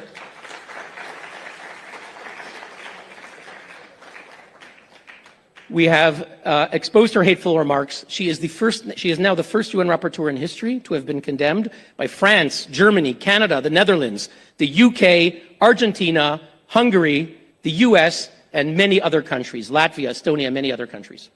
And each condemnation matters. And we led a campaign. We got 120,000 people, including many here, who signed our petition asking Secretary Rubio to take action when the UN failed to act. Secretary Rubio announced for the first time in history the US would sanction a UN official on July 9th. For the first time in history, UN Rapporteur Francesca Albanese was sanctioned by the United States. No more lectures that she used to give in Harvard, Princeton, Georgetown, and Columbia. She is banned entry from the United States. She cannot use a bank card. She cannot use a debit card. She cannot receive a payment. Now these are now they say they have this PTSD and that you're supposed to feel so sorry for them. Do you see everything that they did to Francesca? Because she spoke out against the genocide. Because she's not pro-Israel. So they try to debank this woman, end her career. But see, if you point this out, and this is the thing, if you point this out and you say this, hey, you guys do stuff like this, then they'll look at you and they'll say, well, you can't say that because that's anti-Semitic if you say that. For pointing out a fact that this is what you're doing. And in her words, the sanctions are devastating. And as she says, orribile, orribile. Very good. Very good. It sends a message of deterrence. And after she was sanctioned, we got her husband, who works for the World Bank, who shares in her incitement. He was demoted from his position at the World Bank for incitement to hate. See how they got this guy to lose his job? You see, this is what I was saying, guys. You don't see this type of power anywhere. And that's the thing. So causing people to lose their jobs, you can criticize. Here's the thing. You can criticize any other group of people, but your whole career is not ruined for it. You're not debanked for it. And after she was sanctioned, the head of the Commission of Inquiry against Israel, Navi Pillay, resigned. We heard that she has family in the U.S. She was afraid if she got sanctioned, she couldn't enter the U.S. She resigned. Yeah, but woe is me. So how are you a victim? Another thing that was said here at this same event, they're talking about going after Turkey and Egypt again. But again, they're victims. So listen to this. The number one threat for America is the Muslim Brotherhood. CARE and the Muslim Brotherhood are trying to take over now Florida and Texas. And first they take Florida, then they take Texas, and then America falls. New York, they already took over. Now, it's not only a threat for America, it's a threat for Israel. And 15 years from now, Israel will have a war with Egypt. The Muslim Brotherhood will eventually take over Egypt. The Muslim Brotherhood, which is a Sunni jihad, now after we weaken the Shia jihad, will be a threat to the world. Turkey is now taking over. Fidam Khan, what's his name? The foreign minister, Hakan Fidan, the foreign minister of Turkey, announced that we took Haleb, we took Damascus, and Jerusalem is next. The Sunni jihad is the next enemy. Israel needs to be strong. America needs to be strong. Unfortunately, America is weak. Now, the number one threat from... Now, let me just explain something here. So what they're using now is their excuse to go after Turkey and Egypt in the next coming years is that the Muslim Brotherhood has spread to those areas. So they feel they have to go in and cleanse the area. Here we go with the ethnic cleansing again, because there's Islam that's there as well. And this is what they'll continue to do, right? With Iran, they're like, well, Iran's building a nuclear weapon. It's a threat to Israel. With Turkey and Egypt, it's just Muslim Brotherhood's there, so we got to go in and we got to have a war with you guys and cleanse that area out too. It's just flat out supremacy. This has nothing to do with nuclear weapons. It has nothing to do with a threat to Israel. This is supremacy. Turkey and Egypt are aligned with the West. But if Turkey and Egypt believe that the U.S. is going to choose them over Israel, they got another thing coming, which is why I say they really need to be backing Iran and the Palestinian people. The U.S. will use them just like they did Saddam Hussein, and then they'll spit them out. That's what they do. Now, it's funny because, again, if you have read the Bible, if you are a Christian biblically, it tells you they wouldn't be able to do this anyway because they are not the people. That's what you got to just keep reminding yourself of. So when you have these evangelical Christians that go around preaching this and say that they are not the people.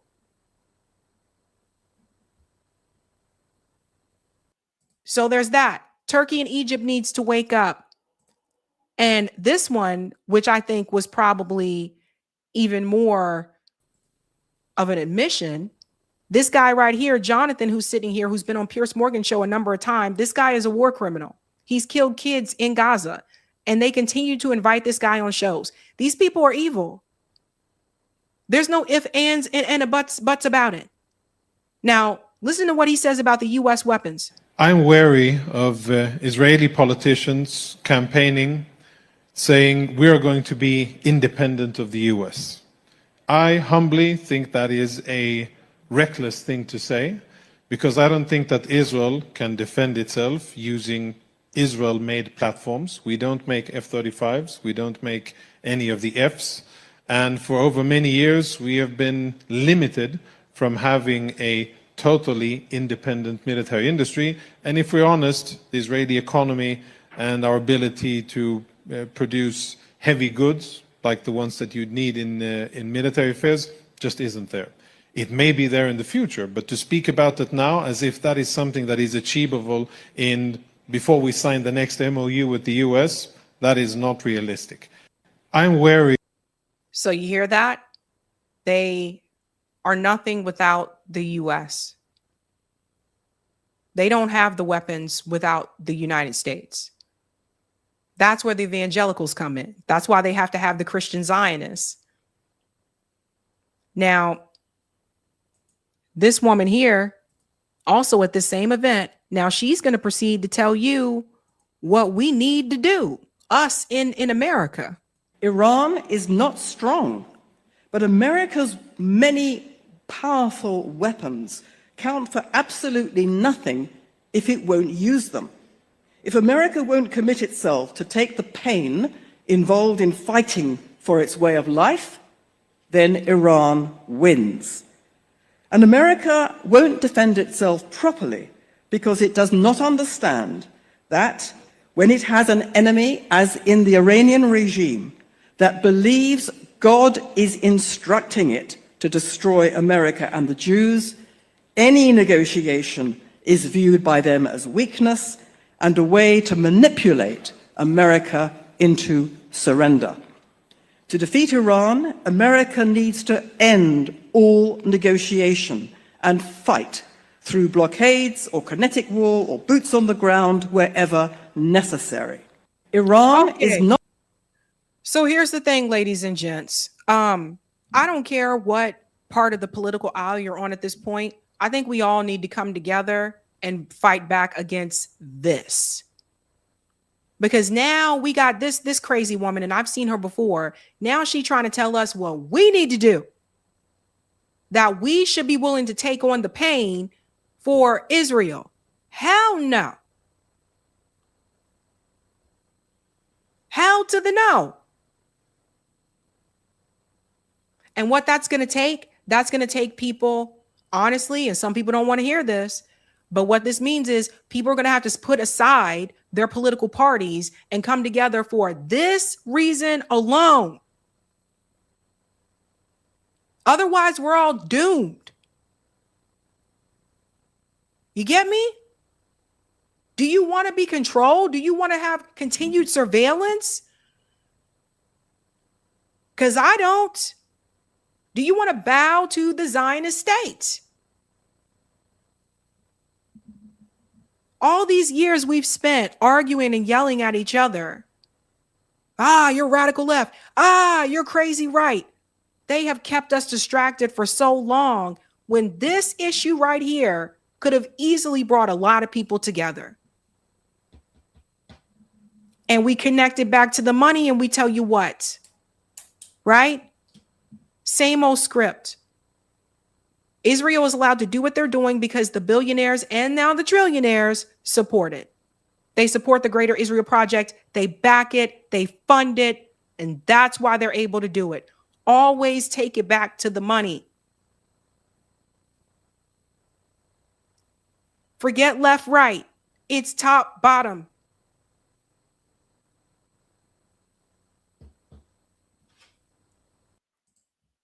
The audacity of them to say that they need to have this yoga to help with their PTSD. Get out of here. Because they believe that their life matters more, that their life is more important. If a Palestinian child, Ben Gvir said it so himself, that one Israeli being killed is thousands of Palestinians. So that they should be able to kill thousands of Palestinians for one Israeli person that's killed. That's supremacy. But the supremacy is backed by money. You don't get to have it without money. So always connect the dots. All right, ladies and gents, we're going to have fun with this one, this next one. At least I'm going to have some fun. I hope you guys have some fun too. We have one more for you. One more. I think it's been a minute since I did a deep dive. We're going to dive deep into this one. Music executive Clive Davis has died. He is 94 years old. And corporate media is talking about his accomplishments in the music industry, but they're leaving quite a bit out. Because we're not just going to mention the accomplishments. We're going to tell you all the other things that Clive Davis did. We're going to talk about the criminal past, and we're going to talk about how he changed the music industry, not just in positive ways, but the bad ways that he changed the music industry. So we're going to tell the whole story tonight. We're not just going to say Clive Davis made all these hit makers. No, no, no, no, no. We're going to tell you who Clive Davis actually is. So it was announced. I'll show you just an example here. Listen to how they talk about Clive Davis. Major news, major sad news in the Hollywood community. Legend is truly an understatement to describe this individual. He was the man responsible for shaping the careers of Whitney Houston, Bruce Springsteen, Aretha Franklin, Carlos Santana, Janis Joplin, Alicia Keys, Earth, Wind and Fire, and many, many, many more. Clive Davis has died. The music mogul was the former lead of music labels like Columbia Records and Arista Records. He was a member of the Rock and Roll Hall of Fame, and he died at his home in New York City earlier this morning. This is according to his representative. Throughout his 6-decade career, Davis nurtured acts like Billy Joel, The Grateful Dead, Simon and Garfunkel, and was known for having a golden ear for music. Davis was the recipient of 5 Grammys, including the Recording Academy's Trustees Award that he received in 2000. Each year, on the Saturday night before the Grammys since 1976, he brought together top music executives and artists for a party held at the Beverly Hilton when the event was here in Los Angeles, and we talked to him many times at the party. It is a night to celebrate music, and hip-hop and pop and R&B will all be represented by the finest. Our own Sam Rubin also chatted with the music legend in 2013 about what makes a star last. What do they possess, though? What enables them to endure? Well, talent, which was your opening word, they can lift the audience out of their seats. Whitney, Barry Manilow, the artists there can, or well, Bruce Springsteen became the greatest rock and roll performer of all time. And so that they are both headliners and take an audience out of their seats. And by the end, each member of an audience would feel they've had a lifetime experience. Okay. So let's get into some other things about Clive Davis, shall we? A little bit of a deep dive. I know I've mentioned him before on the show. We're going to break this up into two parts. Criminal and the other impacts he had on the music industry, the ones that were not in a good way. First and foremost, Clive Davis, you know what they don't tell you about him? Clive Davis is a Zionist. Clive Davis had much to say after October 7th. Clive Davis is pro-Israel to the T. So when you see Clive Davis and they talk about how he made all these, you know, stars, entertainers, and especially when they talk about how he helped a lot of the Black musicians, don't get it twisted. Clive Davis is pro-Israel, has been, as long as I can remember, always has been, and supports everything that Israel has done. First part. The second part, and that part is the criminal side of Clive Davis. We're going to focus on the payola part. Whitney Webb told people about Clive Davis in this investigative series. And when she was talking about the Diddy network, she could not talk about Diddy and Epstein connection without dismissing, with dismissing Clive Davis. She had to bring in Clive Davis. And I think you guys will see why. We'll get to it. But what she talked about in this series here, again, this is Whitney Webb and CZ Means, was that you saw Diddy there. And there's Andre Harrell, there's Brett Ratner, who's also in the Epstein files. And then there is Russell Simmons. What Whitney Webb mentions here, which is very important, is that without Clive Davis, you don't have a Sean Diddy Combs. You don't. Clive Davis was Diddy's boss. When Diddy was arrested, Clive Davis, for whatever reason, just wasn't interviewed, wasn't investigated. Interesting how that happens. Diddy learned all of this from him. Clive Davis, not investigated. Let's go to the payola part. That's something to hold on to when we get to the next part here. When we get into the Diddy part, because that'll also come a little bit later. So let's start right about here. Let's talk about his time, Clive Davis' time at CBS. While Davis had been successful at CBS, he left the company under a cloud of scandal. Davis became a focus of an investigation led by the U.S. Attorney's Office in Newark. This was a probe that would later become known as Project Sound. As part of the investigation, allegations began to surface in the press that CBS Records had bribed Black radio stations and done business with an organized crime figure. The scandal ultimately led to Clive Davis' decision to make a deal in 1971 with two record producers tied to Motown Records, Kenny Gamble and Leon Huff. Davis had sought out Gamble and Huff due to a desire to conquer the R&B charts. As part of the negotiations, Davis allowed Gamble and Huff Company to promote the music that, per the deal, was produced and distributed by CBS.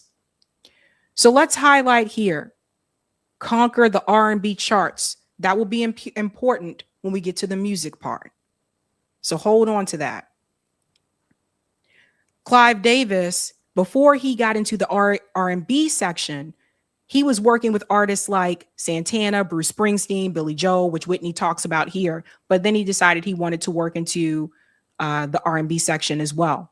Perhaps unknown to Davis at the time, Gamble and Huff's company and its promotional efforts engaged in a practice called payola. This is the illegal practice whereby firms pay radio stations to play singles without disclosing that payments were made. CBS was implicated in the arrangement through David Winshaw. That was Clive Davis' closest aide at CBS. Press reports soon stated that CBS Music subsidiaries were being investigated for bribing radio stations, not just with money, ding, ding, ding, but also drugs and sex in order to increase use of its products on Black-oriented radio shows. You can't talk about Diddy and the Epstein connection without talking about Clive Davis. So I believe Clive Davis knew about all of this. Drugs and sex. Sound familiar with the Diddy situation? Who do you think he got it from? It goes on more to show CBS, in connection with Project Sound Probe, uncovered that Davis had left a trail of phony invoices totaling at least $94,000 over 6 years that were meant to cover up his use of funds for personal parties and renovations to his properties.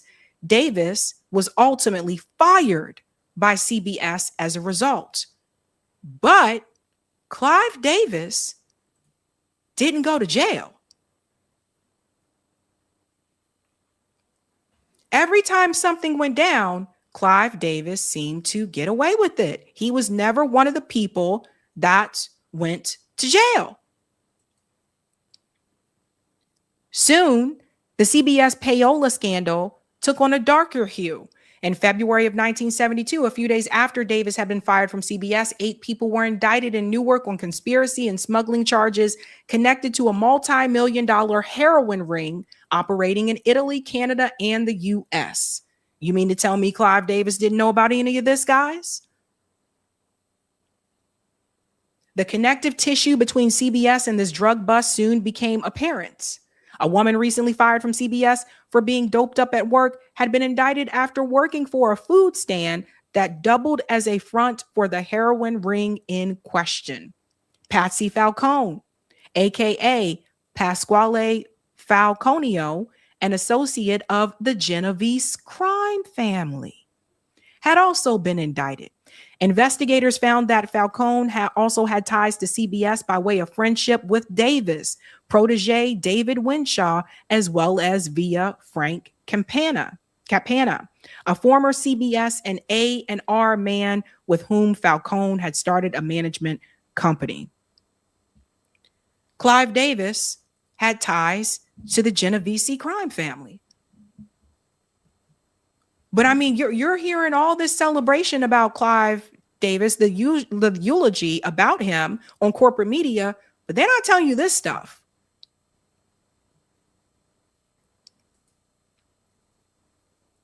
And it goes on to say here, I want to get to this part.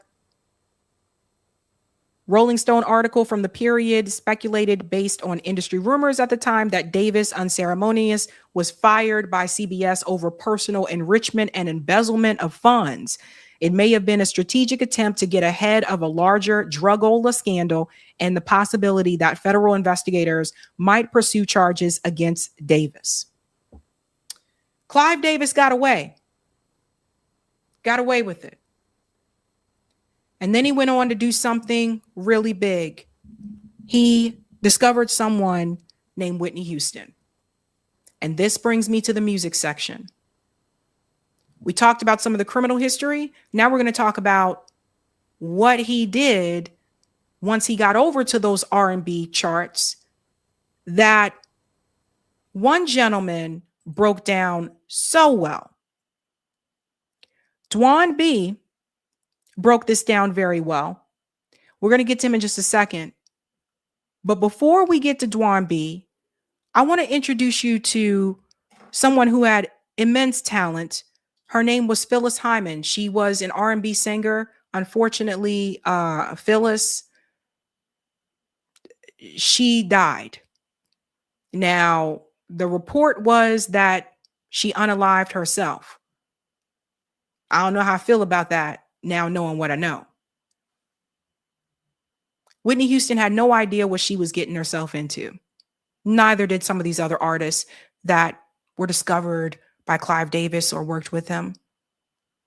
But I want you to hear what Phyllis Hyman said back in the day when she was still alive. This is the audio, then we'll get to the video. But by 1984, Goddess of Love and seemingly Phyllis had fizzled out. The label was all in on Whitney, and Phyllis knew the end was near for her at Arista. She was dropped from the label while still owing $429,000 in debt, still owing back label advances and other expenses. Davis taught me to never be afraid because I was so terrorized by him. He sure taught me that if you try to terrorize me again, well, we can't say that on public radio. What I may do to someone who tries to hurt me again in this business, I'm not having it. I should be respected as I respect, and I will not have someone try to ruin my spirit and ruin my career. If Clive Davis, if his plan was to destroy my career, it didn't work. A couple weeks after. So Phyllis Hyman, amazing singer. Clive Davis kind of abandoned her when he discovered Whitney Houston. There's a number of reasons. The main one is money. For the record company, it's just all about how much money that they can make. It's not really about, how much you're going to make. It's how much they're going to make. And image started to become key. One of the things that Phyllis Hyman had to struggle with was this constant pressure from the record company to lose weight. They wanted her to be, thinner. Whitney was already, she was slim, right? When they went on to discover Whitney Houston, they kind of forgot about Phyllis Hyman. Phyllis Hyman had an amazing voice. I mean, it doesn't mean that she wasn't a great singer. Her voice, she could blow, okay? As my grandma used to say, that girl can blow. She could blow. Unfortunately, she didn't fit the direction that Clive Davis was moving into. Here's another one here from Phyllis. Sabotaging tendencies got the best of her. Part of this industry it's everything. I don't think as much energy or consideration is placed on the music or the artist's persona and personality as is put on the business end of things. I mean, if an artist isn't astutely aware of the business angles, they're in trouble. If you can't read your contracts, if you don't have proper management and proper legal advice, you're in real trouble. And I stress to anyone getting into this industry to read this business of music, which is what we call the music Bible, to attend any music seminars one can, to talk to everyone in the industry possible. Learn as much as you can, because having talent is only a small portion of what this industry is all about. It's called the music business, and believe me, the emphasis is on the word business. Phyllis Hyman was, I thought, absolutely beautiful. Before there was Whitney, we knew about Whitney, there was Phyllis Hyman. There's always a before. You ever notice that? Yeah. Now let's get to the Whitney part. Eric, can we go to the next part of Type VNC? Because this is where things start to change. So I told you that Clive Davis had decided to move on from Phyllis Hyman and to focus more of the attention on Whitney Houston. And part of that had to do with the fact that Whitney just kind of yes and nodded, right? You know how it is. Some people are so happy to just be signed to a record label. They're willing to do whatever that record label wants them to do. Whitney said yes and did what she was told. And what I have to say about that is that Phyllis Hyman was more vocal, and she knew her worth, and she wasn't willing to put up with that. So Clive Davis did her dirty. This is how they do you when you don't move the way that they want you to move. So let's get into the Whitney part. First of all, I want to say shout out to this guy here, Dwan B, who is a music historian. And shout out to Roger Meadows for sharing this with me, because he knows a lot about this. And I want you to hear what he said about what Clive Davis did to the music industry. And he started it with Whitney Houston. We're going to speed it up just a little bit here for the playback speed. Listen to this. The reason we say things like Clive Davis destroyed music. Let me give you the first example. The first example is Whitney Houston. Whitney Houston, what Clive Davis did with Whitney Houston, he was a departure from how black music was done before, and music in general. Before Clive Davis, when the mafia ran the industry, what they would do is they would take a talent and allow that talent to be a talent, and they wouldn't tell that talent which direction to go. They would more so see a talent and market the hell out that talent. And black music was always more the black singers, Shaka Khan, Aretha Franklin, Gladys Knight. You go down the list, they were all tied to soul gospel. And through that soul and gospel, they were teamed with good promotion teams and pushed out to be stars. What Clive Davis did intentionally with Whitney Houston was he removed her from the soul. He removed the gospel elements out of the music. Let's pause here for a second.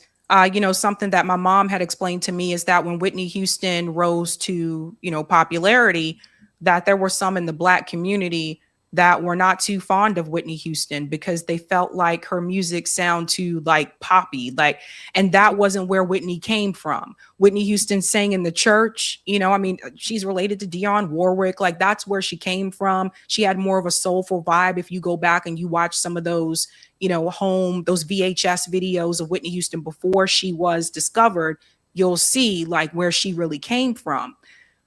But Clive Davis decided to go a step further, and this starts with Whitney, from what I can tell, where we are going to take someone with this talent, but we're going to make them a pop star. So this wasn't done, for example, with Stevie Wonder, I think is a good one to point to. Stevie Wonder had the soulful, the gospel roots, stuck with that. They didn't try to make Stevie Wonder be something else. Right? Or like Aretha Franklin, right? The old school, people that our parents listen to, right? But when Whitney comes along, that changes. Clive Davis steps into the R&B part of the industry and he decides to do something different. And she was the first black artist that went quote unquote pop without relying on a gospel foundation. Basically what Clive Davis did, Whitney Houston was the first model used to basically be a black singer whitened up. If you go to Whitney Houston's documentary, this is where I got this from. They said it very clear that Clive Davis said that when he got Whitney, he didn't want her around Aretha. He didn't want her around Shaka Khan. He said, and he instructed Gamble and Huff. He instructed Jermaine Jackson, because remember, Jermaine Jackson played a heavy role in early Whitney Houston. Yep. He said, I don't want none of that George Clinton style funk on Whitney. The thing is, that was Whitney's style. Whitney was all funk. She was a protege of Shaka Khan. She was a protege of Aretha, Ma Rainey, Bessie Smith, Ella Fitzgerald, Billie Holiday, and all of the soul singers before her. But what Clive Davis did was he used her as a model to disconnect the black sound while still using a black voice. Yes. And there's others that we can point to where this continued, right? I'll name some of them for you today. Alicia Keys. Mariah Carey. Mariah Carey's one of the earlier ones too, but she admits this later on, that they removed her from her sound. That Tommy, not Clive Davis, but Tommy Mottola, because he was on that money train too. Tommy Mottola made her what he wanted her to be.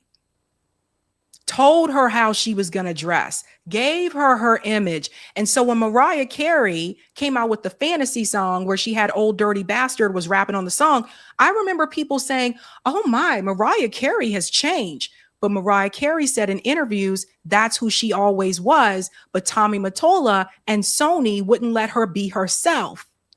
They wanted her to be a pop singer. So they told her, they made her what they wanted her to be. Let's go on more. He does a really good job with this, by the way. I saw the whole thing. And this was something that bothered Whitney. Do y'all know Whitney couldn't choose any song that she sang? The first song that Whitney sang that was her choice. I gotta pause it because of the music. But I'm Your Baby Tonight. This song right here. Okay. So he is saying the very first song that was her choice is I'm Your Baby Tonight. And also, that makes sense too. When Whitney Houston came out with that song, you know what you heard people say? I was a kid during that time, but you know what I heard people say? Whitney Houston changed. No, no, no. That's who Whitney really was. But the record company wouldn't allow her to be that. You see, one of the things I noticed in the music industry is that the way that you start actually matters. People pay attention to that. So let's go to the next part here where he dives into the model. Because I think, again, like I said, I think he did a really good breakdown of this. Let me bring this in here. Zeffy link in the description. We are auctioning this off. We are doing a raffle, no purchase necessary. A signed version of my Black American Music Family Tree. We're doing a signed version of this. Sorry. Make deals with and push talent. Clive Davis' philosophy was basically take anyone and make them a star. Now, ding, ding, ding. His first protege was Whitney Houston, who was a star, who had all the talent. But what he did was he disconnected Whitney Houston from her soul roots, from the church, from the gospel. And he made this new thing called pop that was that the soul was extracted from. Pause here for a second. Yes, JB said they did that to Pink. They tried to make her R&B, but she was always rock. Yes. Didn't she say it in the song? Didn't Pink say, LA told me you'll be a pop star. All you have to change is everything you are. Remember that? Yeah, I'm telling you. He intentionally extracted the soul to push this new archetype of style. Now you see how you can get a Cardi B. The Cardi B, Rihanna, these people with no musical talent being superstars, that's all directly connected to the Clive Davis model. Let's curate everything being said, take out the messaging, take out anything that's connected to culture, and then push it. Cardi B, Nicki Minaj, Rihanna, and these singers that we've had over the last 20 years and rappers that say nothing, that is all in direct connection to the Clive Davis style. And that style, you know, what he basically did is he found someone. Now, Whitney had the talent, like she can blow. But along the way, he found other people that maybe, it's not to say they could not sing, but were they necessarily the best singers? Not always. And even if they were, then oftentimes it was like, we're going to ask you to pull back. I'm going to give you some examples of those as well. So instead of these A&R people finding people who already had the talent and saying, let's sign you and let you be you, let the artist have creative control. Clive Davis came in and said, actually, let's find people that got the talent. Whitney was the big one for him. People that can sing and do da-da-da. But then we're going to make them who we want them to be. We're going to make them pop stars. And by doing that, they're not going to be involved in the creative process. We're going to have the songwriters. They're not going to participate in the songwriting. We're going to be in control, and they just show up and sing, or they show up and sing and dance. And that's part of the reason why he mentioned Nicki Minaj, he mentioned Cardi B. This is part of the reason why I don't listen to a lot of new music today. It sounds very generic to me. You know, when I'm in a car every now and then I listen to the radio, and I can't tell these artists apart. When I listen to older music, I can. I know when I hear Stevie Wonder's voice. I know when I hear Prince's voice. You know when you hear Michael Jackson's voice. I don't know that with these new artists. A lot of these people sound the same. The music sound the damn same. And it seems like there's very little effort that is put into the lyrics and little effort that is put into the vocals. Nowadays, it's just all about having a beat. You got a beat, that's all you need. And they'll push it. They'll push that out. And I'll get to you in a second and explain to you how they basically tell you who you're going to support. A little bit more here. Of marketing.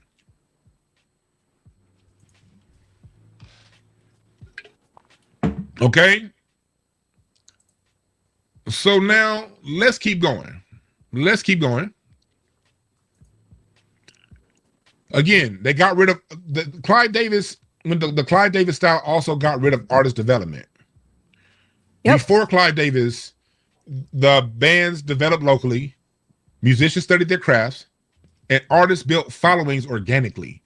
How Mr. James Carmichael discovered the Commodores and Motown. The Commodores were a Tuskegee University band. They were a college band that was really, really popular in Tuskegee, at the University of Tuskegee. And they gained popularity throughout Alabama through their talent. And that's how it used to be. Same thing with Confunction. Confunction in the Bay Area gained their shit through their talent. And then Skip Scarborough went up there and, as a music director, shaped Confunction into a band. The Commodores were already a popular band. Then Motown sent James Carmichael to shape them into Grammy-winning artists. When the Clive Davis model came in, that's when executives started picking winners. You didn't have to prove your worth before getting promoted. The Clive Davis model was marketing drives careers, image becomes just as important as the music. So when the Clive Davis model got in, you no longer had to prove your worth. You no longer had to prove you can gain your own following. The executives can come and say, hey, we want that person to be a star. They pick the star. So let's say a record company signs 10 new artists this year. They may decide that 1 or 2 of them is going to be the star, which means they're not going to invest as much marketing and promotion in the others. They'll still have a record deal, but they're not the ones that are chosen to be the star. This is why even nowadays you have like musicians that are just not known because they weren't promoted that way. Now it's a little bit different nowadays because we do have social media. So some of these artists, they have Instagram accounts and Facebook accounts, etc., and they can promote that way. But even then, sometimes you got to get the permission of the record company because they control your image. That's another thing. But they decide who is going to be the star. They tell you who you are going to support. You know what it kind of reminds me of? Like, we talked about this in politics before too, how they'll send these polls and they'll list candidates that haven't even announced they're running for president, but they'll just pick a couple. And they'll say, if the presidential election was today, who are you going to pick? That's the political machine telling you who you need to choose from, instead of you sitting down with people in your community and organizations and saying, hey, who should we get behind for someone to run? Instead of you guys brainstorming and coming up with who you think would be good, they already tell you who that person should be. It's a trick. They're doing it right now with these polls that they send out to people that says AOC, Gavin Newsom, Kamala Harris, da-da-da. It's a trick. So now you're not thinking about anybody else, just the people that are on that list. Clive Davis in the music industry, they did this as well. They would have all these artists that were signed to the label, but they would pick 1 or 2 that were going to be the star. And that's where the focus was going to go. They would put all their money into that one person. And it's usually someone that is not going to buck the system. It's usually someone that's not going to ask too many questions. They're just going to smile and nod. They're not going to complain about the songs that were written for them. They're just going to dance and do the beat. The ones who complain, like Phyllis Hyman, they let them go. They stop investing in them. So you can kind of see a connection here with music and with politics, how it's one big machine. We move on to the next part here. I think this is where he gets into this part. Yeah, let's go to this part here. Because like I said, if you get a chance, watch the full thing because he did a really good breakdown about this. Before Clive, Black music was based in the church, gospel, soul, and the Black music tradition, even pop. Stevie Wonder went pop. Stevie Wonder went as pop as anybody else. But Stevie Wonder kept the gospel, kept the church, and kept the soul in the music when Stevie Wonder went pop. When Aretha Franklin went pop through gospel. Ray Charles went pop through gospel. Earth, Wind, and Fire went pop through gospel. Yep. Before Clive Davis took over, your top acts, Al Green, Marvin Gaye, Teddy Pendergrass, Shaka Khan, they all used the gospel as a conduit to pop.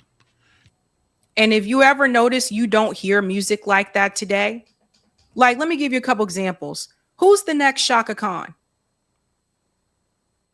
Who's the next Whitney Houston or the current Whitney Houston? Who's the next Earth, Wind, and Fire? Who's the next Commodores? Who's the next Michael Jackson? You guys get where I'm going with this? You just don't see talent like that anymore. You don't. Who's the next Stevie Wonder? Who's the current Stevie Wonder? Who sings like that? Best bet you're going to get is probably somebody local. But in mainstream media, I don't see it.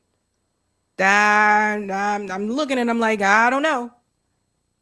I don't see it. Someone mentioned Anita Baker, many others.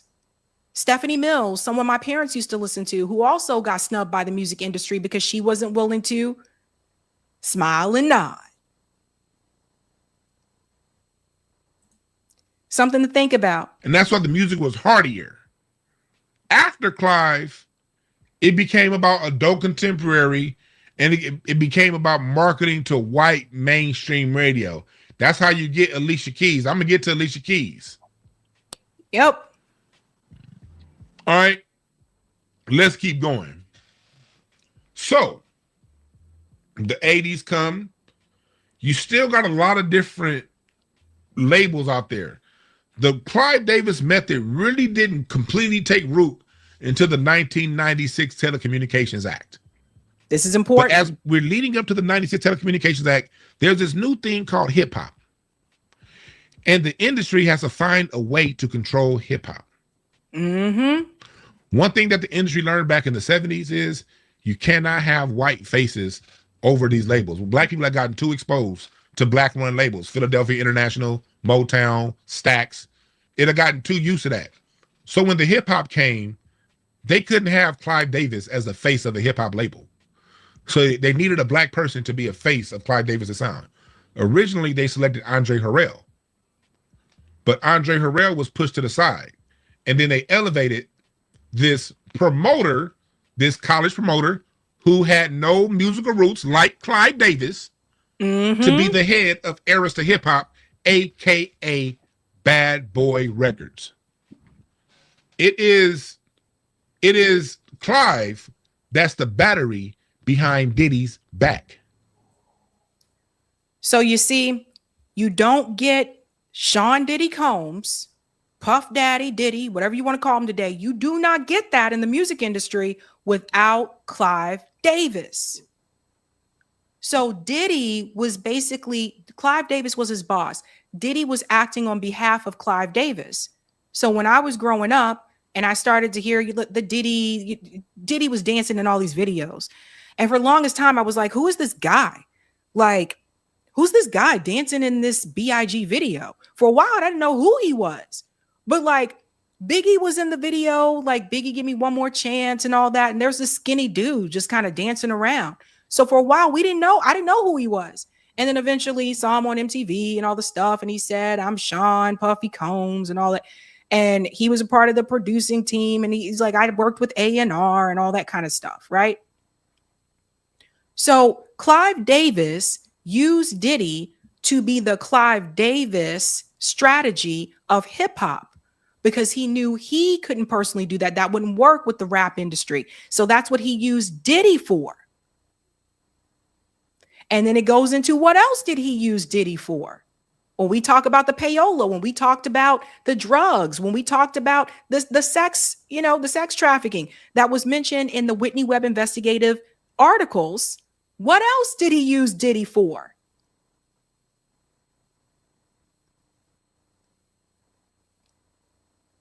So You don't get one without the other. That part is important. And that's when you start to see a little bit difference with the hip hop. That's why Suge Knight, you know, he made that joke, or I guess it wasn't really a joke coming from Suge. Suge Knight said that, I think it was at the Source Awards, and he said for all the rappers or whatever, if you know you want to make music, I'm paraphrasing, and you don't want the producers dancing all up in the videos, come to Death Row. That's why he said that, because Diddy, he took that different approach on hip hop, and it was more of a pop hip hop sound. It was changing a little bit. Just like the more money, more problems. And he's correct about the no musical talent. I'm sorry, Diddy can't rap. I've said it for years. He can't. You are not a good rapper. So you got someone like Diddy who can't really rap, who's finding musical talent or apparently or whatever and dancing in videos. Clive Davis, like he said, no musical talent. But they had strategy, and this is a business. Phyllis Hyman is right. It's all about how much money they can make, not even necessarily how much money the artist can make, how much money the record company can make, because the record company gets paid before the artists get paid.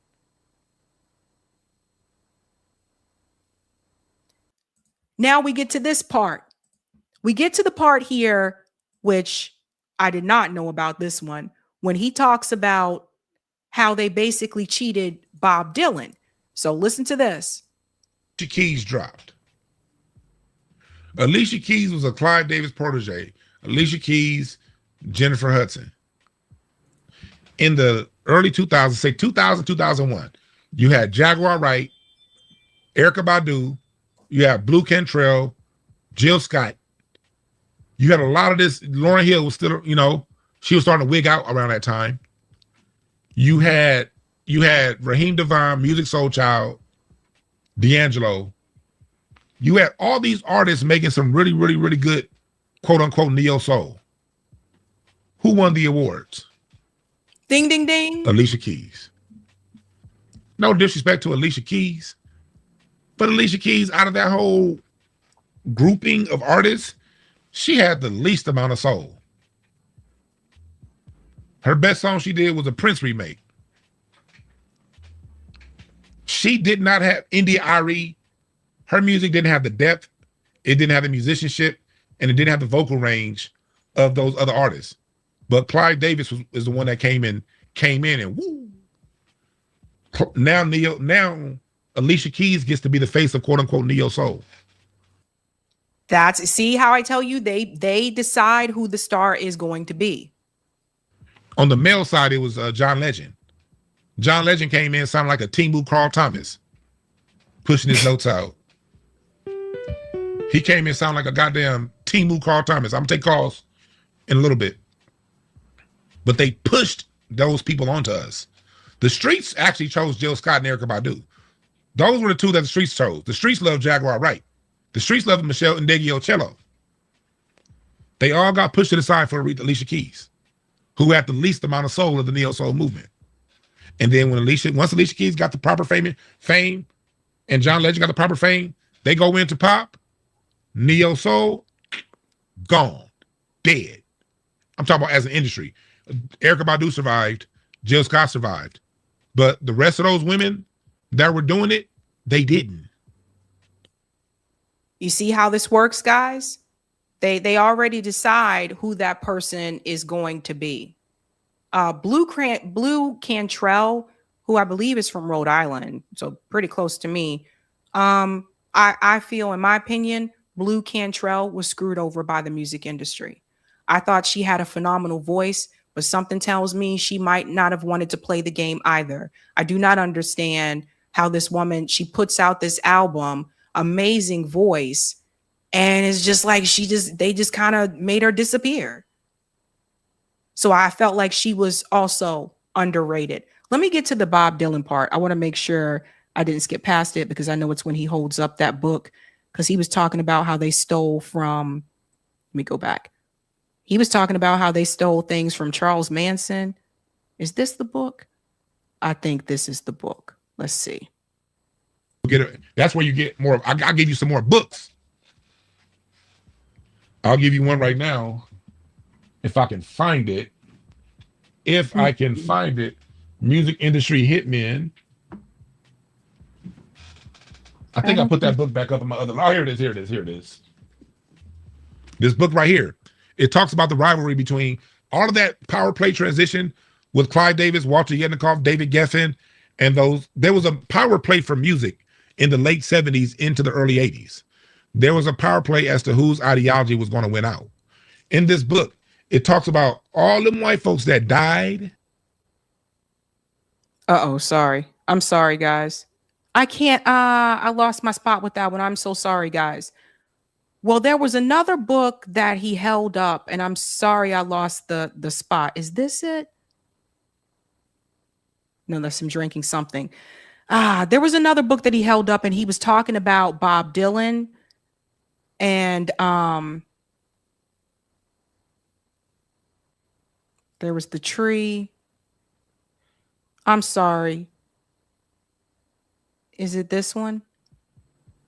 All their music, that 70s, 60s folk rock scene, it wasn't none of them motherfuckers musically inclined. That was all Phil Spector in the studio. But they made stars. And that was a way to thwart the anti-war movement. There was a strong anti-war movement. Okay, this is the part. Sorry, guys. I thought I had it just right. But he talks about this part right here. How the music industry corrupted, how they basically came in and took over the anti-war movement. This is important. So this is the part he said about Bob Dylan. Princess niggas. Did he Jay-Z? Jay-Z the same way with Jay-Z got his own handlers. Jay-Z has his own handlers. These niggas you see are controlled by people like him. Yep. And he's the do-boy for the people behind him. You better read this book right here, Weird Scenes in the Canyon. You learn all about how they how they just make stars. Clive Davis didn't create the formula. He learned the formula on how Jim Morrison didn't have no connection to music. Crosby, Stills, and Nash didn't have any connection to music before they became stars out of nowhere. You see what I'm saying? The Byrds, no connection to music before they became stars out of nowhere. They made stars in the 60s. And Clive Davis learned the formula. And he pushed it because that formula of making stars, that didn't come from black music. That came from white music. They made stars. We didn't make stars. You had to already be a star for them to pluck you out and make you a star. You couldn't come in with no musical talent as a black person to be a star. Now you could as a white artist. Ask Jim Morrison. These people did not even know how to play instruments when their records went to the top.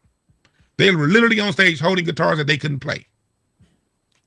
Had Phil Spector's Wrecking Crew making all their music. All their music, that 70s, 60s folk rock scene, it wasn't none of them motherfuckers musically inclined. That was all Phil Spector in the studio. But they made stars.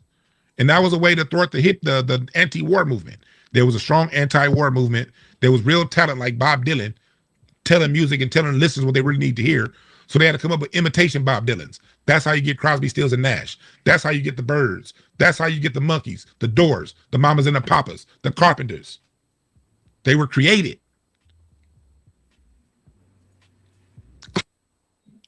Again, remember how I said before, like they will tell you who your heroes should be. Like same thing with politics. They'll tell you who your candidate should be. And in the music industry, Clive Davis definitely, he took this model to another level, and they told you whose CDs you should buy, whose vinyls you should buy. I mean, people don't do CDs anymore today, but I mean, like whose songs you should download, listen to on, iTunes or Spotify. Like they told you who you should listen to. And they did that by marketing and promoting.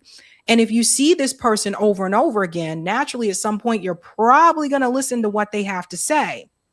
And so I want to show you who this was done with currently. So I thought that was interesting how he said the music industry basically took a grassroots moment, the anti-war movement, and they put other people in and was like, yeah, we're going to have them kind of saying these anti-war songs too, with a little bit of a pop element to it, like that type of thing. They try to tell you this is who you should listen to. Now, let's start with someone who, again, this is that Clive Davis model. Let's start with someone that a lot of people like. And again, this is not to say you should dislike any of these artists, right? I love some Alicia Keys songs. I love like some of Rihanna's songs. This is just to show you some of the things that Clive Davis did, which changed the way the music industry decided to continue. Let's start with Sabrina Carpenter. This is one very popular. Very popular. People love Sabrina Carpenter, right? She has this espresso song and the Please, Please, Please song. She has a pretty voice. Sabrina Carpenter. Sabrina came from the Disney Channel. A lot of people had never heard of her until she came out with this album. But Sabrina Carpenter used to be on the Disney Channel. She was an actress before she was a singer. Before she had an album, she was an actress. Let me tell you about making them who they want these people to be. Sabrina Carpenter actually had an album before this one. She had a couple of albums before this one, but they didn't sell as well. Doesn't mean she was less talented. It's just that she was herself. The music industry decided to make her over. And they basically, some people refer to this as industry plants. They basically took Sabrina Carpenter as she was at that moment, and they changed her into who they wanted her to be. And I'm going to show you the difference. So that's Sabrina Carpenter. Here's her newest, what would be album cover? Sabrina Carpenter, right? Now, wait till I show you what she used to look like, because I'm going to show you how they change people. This is who Sabrina Carpenter is. Now, this is Sabrina Carpenter. She looked more natural, don't she? I told you she had other albums before. This is Sabrina Carpenter's album cover, Can't Blame a Girl for Trying. A lot of people don't know about this one. But that's Sabrina. I know we share the same name. I'm a little biased. So people may wonder what happened to that girl. So when Sabrina Carpenter came out with those albums, I think this was the first one, I think when she was still on the Disney Channel, she came out with a number of albums. They weren't selling like as well. Like Hilary Duff, I think, was the one that really, like, her albums took off, like right after the Disney Channel, her first one at least. Sabrina Carpenter didn't get those kind of numbers. So she had put out a couple of albums, still had a great voice, but the record label said, we're going to make you a pop star. So they changed Sabrina into what they wanted her to be. You go back and you watch the old video from this album, go back and watch the old stuff. That's Sabrina. The Sabrina that you see now, let me bring this back here. This is who the music industry created. So what they did, and this is the Clive Davis model, they gave her bleached hair. Some say this is a wig. It may or may not be a wig. I don't know. They made her hair more blonde. It looks like Sabrina may have a tan. But the big thing is they changed her clothing. Look at how she dressed here. And look at how she dresses here. They sexualized her. There you go. Now, this ain't to hate on Sabrina. Sabrina got some cool songs.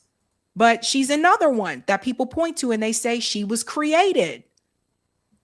And they push them out. Like I said, that record company, you think Sabrina was the only one that they signed? No, but they pick and choose who is going to be the star. I'm going to show you another one. We'll go to one more just for fun. We should do a whole other segment on this, actually. Katy Perry. Now, this was Katy Perry for the I Kissed a Girl video. That's the song that really catapulted like Katy Perry's career.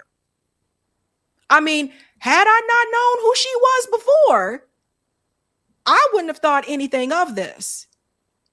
But Katy Perry is another one that people point to and say is an industry plant. Again, it doesn't mean she can't sing. It doesn't mean she doesn't have any type of talent, but they created her. I'll show you what that looks like. In the I Kissed a Girl video, you notice she has dark hair. You know, I think this is when a lot of us became familiar with her. And then she went on to become like this. They sexualized her more as her career went on. Notice she's a little bit more tan. You see a connection here to what they did with Sabrina and what they did with Katy. They're more tan. Katy's hair is darker. Her eyes look a little bluer. They sexualized her. And it happened more and more throughout her career. Let me show you who Katy Perry really is. This is Katy Perry. Katie Hudson, actually. Now, I thought Katy Perry looked just fine as the way that she was. So the I Kissed a Girl song and all that was not her first album. Katy Perry had a Christian album. For those who don't know, that's where she started. She came from a very religious family, and she had Christian album before she went to the secular side. This is from her Christian album. She made this album in Nashville. It didn't sell well. It didn't do as well, or didn't do as well as the record company wanted it to do. How about we just put it that way? Now you get what I'm talking about? So she looks more natural there, doesn't she? That's who Katy Perry actually is. I don't think there was anything wrong with the way she looked there. With this Christmas album, back in those days, the Christian album, Katy Perry, her sound was different. She had a great voice. Her voice was better, in my opinion. And she was playing the guitar. Very different. But because it didn't sell the way the record company wanted it to, something had to be done. So Katy Perry then went off to LA and she became this person. Katy Hudson turns into Katy Perry. They created her. And they gave her all these pop songs, and these are the songs that you're going to sing, and we're going to make you a star. They had already decided who was going to be the star. If you go back and you look at the Gym Class Heroes video, Cupid Chokehold, Katy Perry is in that music video. She's one of the love interests. Towards the end, she's the one that Travi from Gym Class Heroes ends up with in the end. She's in the crowd and she's clapping and all that kind of stuff. That was their way of kind of slowly introducing you to Katy Perry before she came out with her album. She's a big, there are others. There are other ones. I mean, Britney Spears, they created her image. That was another one where they tried to tell, she's grown a lot since then and she's talked about these things, but they created her image. There used to be this comparison between Britney Spears and Christina Aguilera. Vocally, I always said there was no comparison. Christina Aguilera had the better voice. But they had these creations. Christina Aguilera is another one. They changed her too. If you watch the music video Reflection, which is the song for the Mulan movie, you'll notice Christina Aguilera looks a little bit different in that music video than she does when she comes out with her full album. So what Clive Davis did is he took people, and one of the things Dwan B mentions is Usher. And he compares Usher musically to Tevin Campbell. And musically, Usher can sing, but Tevin Campbell can sing. And I don't know what happened to Tevin Campbell. So they just say, I'm going to make this person a star. I'm going to give them the songs. They're just going to go with it.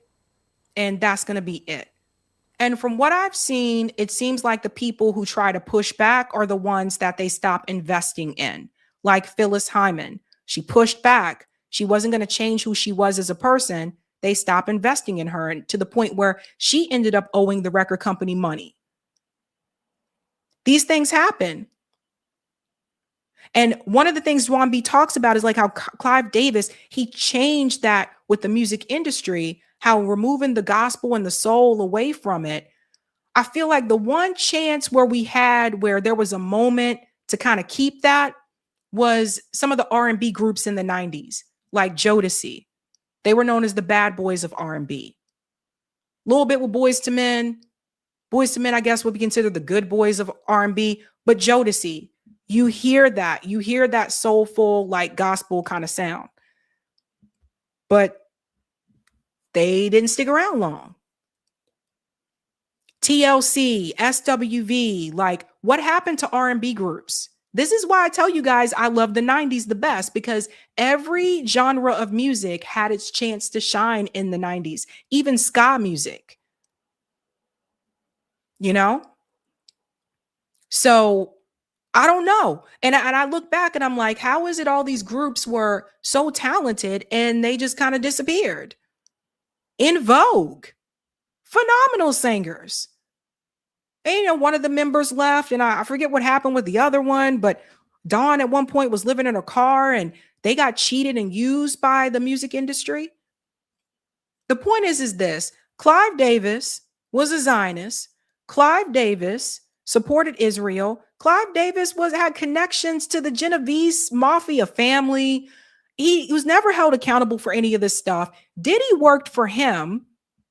Diddy's in jail. Clive Davis wasn't questioned about any of this stuff.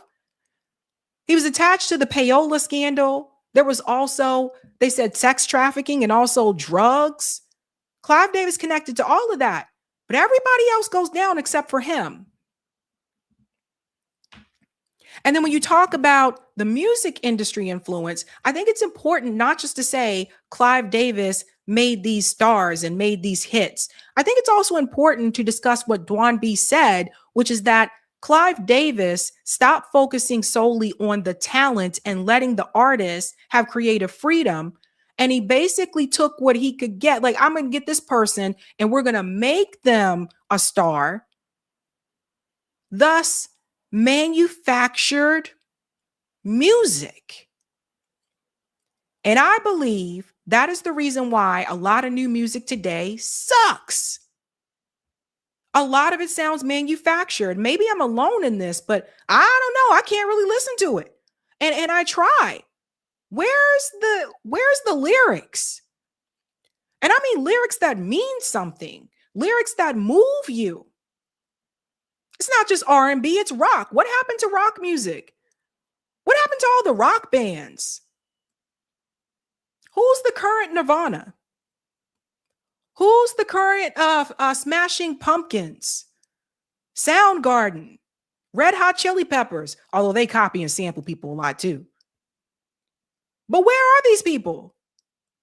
And if you find them, let me know. It would be nice to turn on the radio and not hear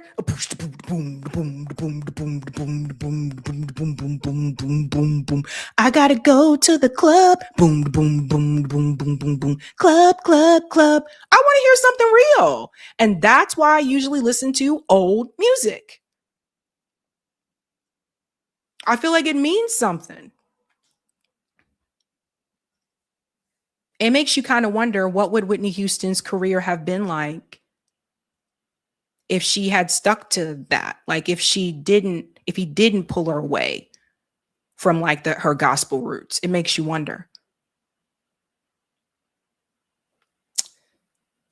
That is it for me, guys. We're going to do call-in. I think I said I would. Yeah, we're going to do call-in tonight. But I do have a quick announcement just to let you know. Tomorrow, I will be at the Roxbury International Film Festival.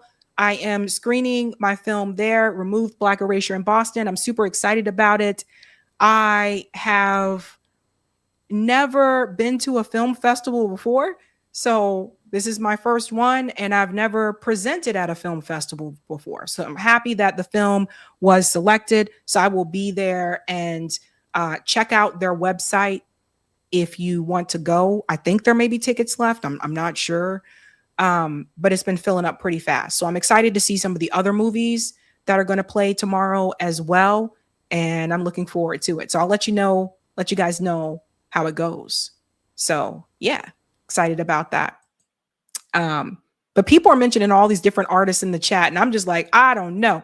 I just know the music today, it just, it it's not hidden. I'm not trying to be, it's not hidden, bruh. It's just not. And I think we see why. All right, we're gonna do call in. I'm gonna take a quick break, and Eric is going to. Hey.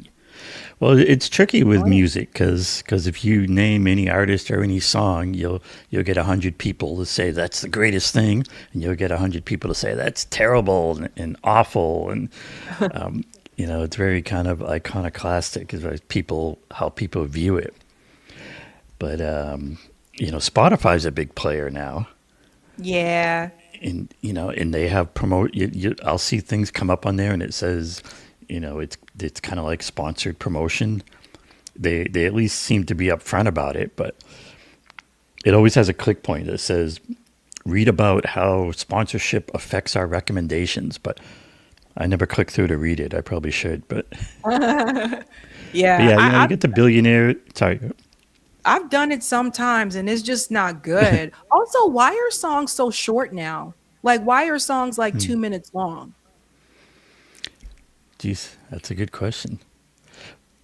I mean, the other thing that hit me was this whole thing of Phyllis Hyman gets to the end of her contract, and she owes the record company tens of thousands of dollars. But I mean, this is as old as record companies existing, right? Their whole thing is to find young, hungry artists and get them to sign on because they're desperate. What else do they have? And they sign on. But they sign on to some contract that says the record company gets all the money, and they can go through and sell billions of records and still not make much money because of the contract. But it's like they want. They want the record industry to be like a factory floor, right?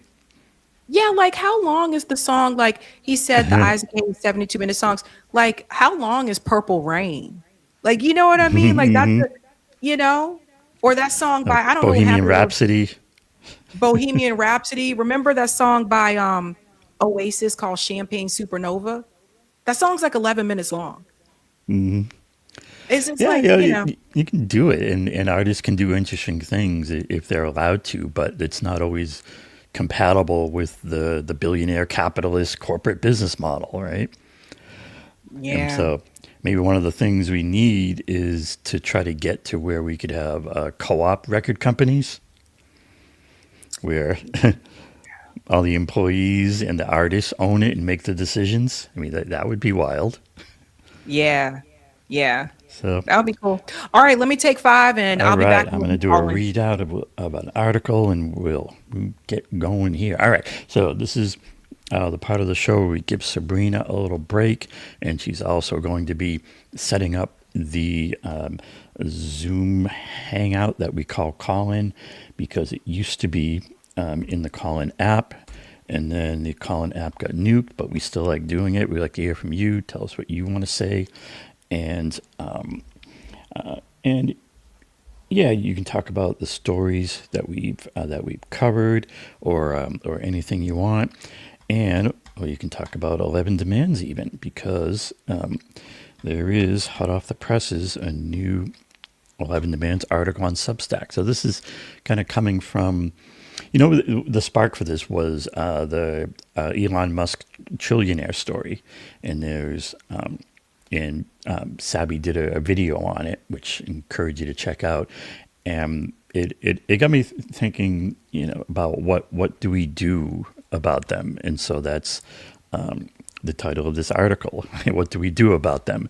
And by them, we mean the billionaires, now the trillionaires.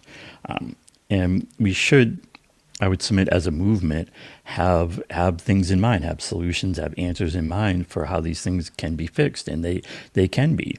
It's not impossible to fix. It's not easy, but it's not impossible. But here we have a nice look at billionaires and banks and Wall Street. And so for this one, we're saying, what do we do about them?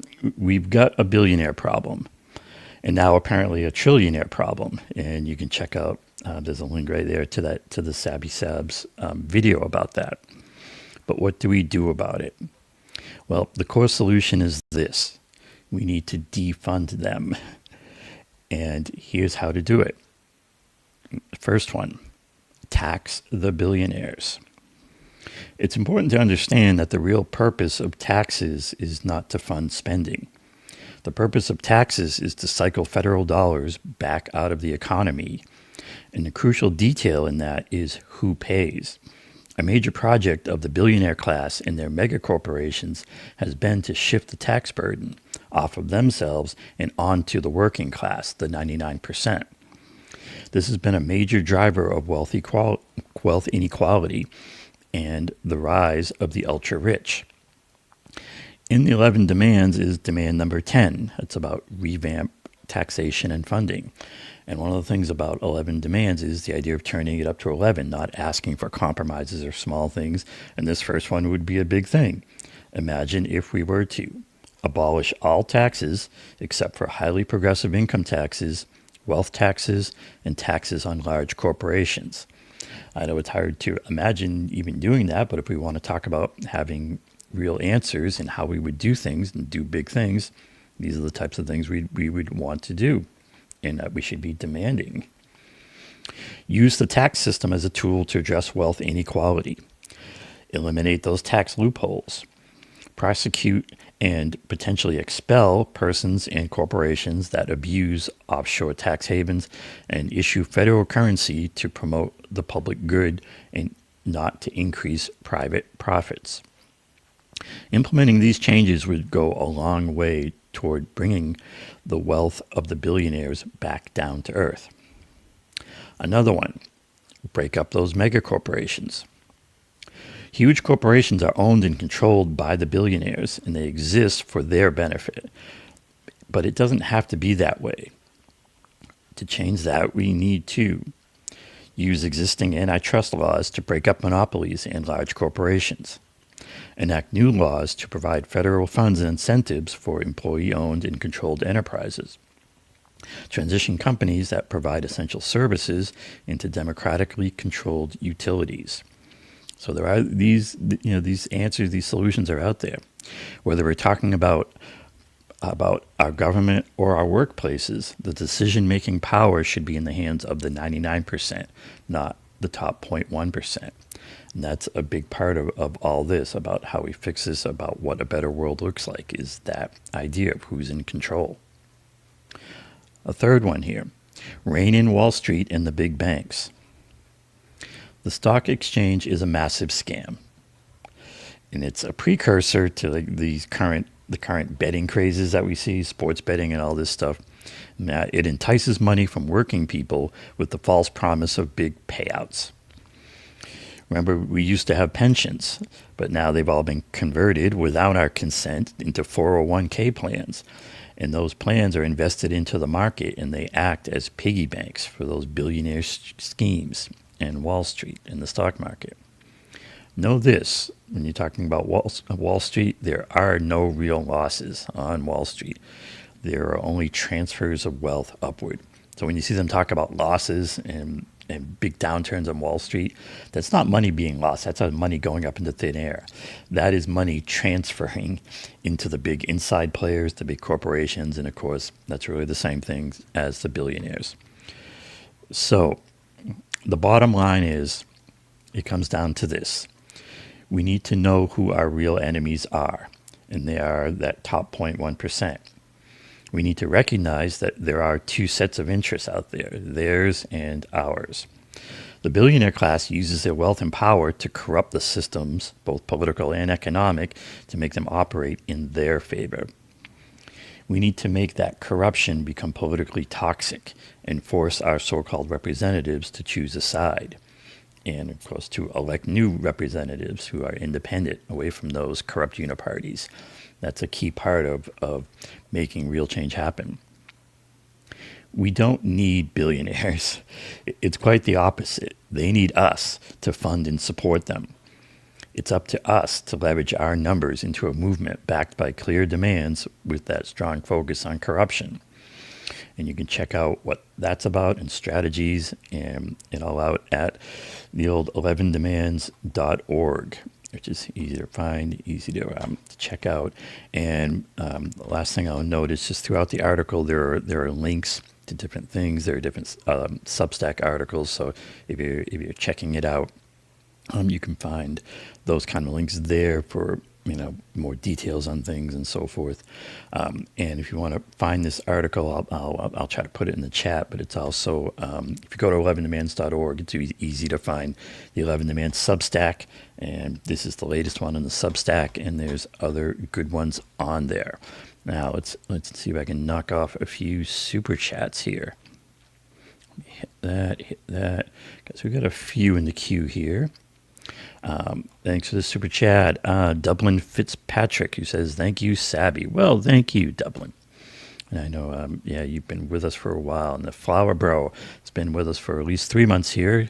This is the 3-month anniversary of his YouTube membership. Shout out to them. And they say, let's not forget, every Israeli is literally a soldier. There is no such thing as an Israeli civilian. All right. Talking about their compulsory service there. And TM says, thanks, or it says they're all chanting Red Rum. Thanks for that in the super chat. And thanks for this one from Got Milk 91, who says, this is we the people of the world living under the white people's regime with the King of Israel and the incumbent, currently the Duke of New York City. Free Palestine and free all humanity. Hey. All right. You want to pick these up from here? Yeah, thank you, Libertarian Social Democrat. Voting MPA, Indy will improve race relations. Shout out to Texas Real, who just became a Sabby member. Let's give him a big whoop whoop. Yeah. Measured Man says, my grandma was like, that girl got some pipes on her. Yeah. L said, what happened with Alicia Keys?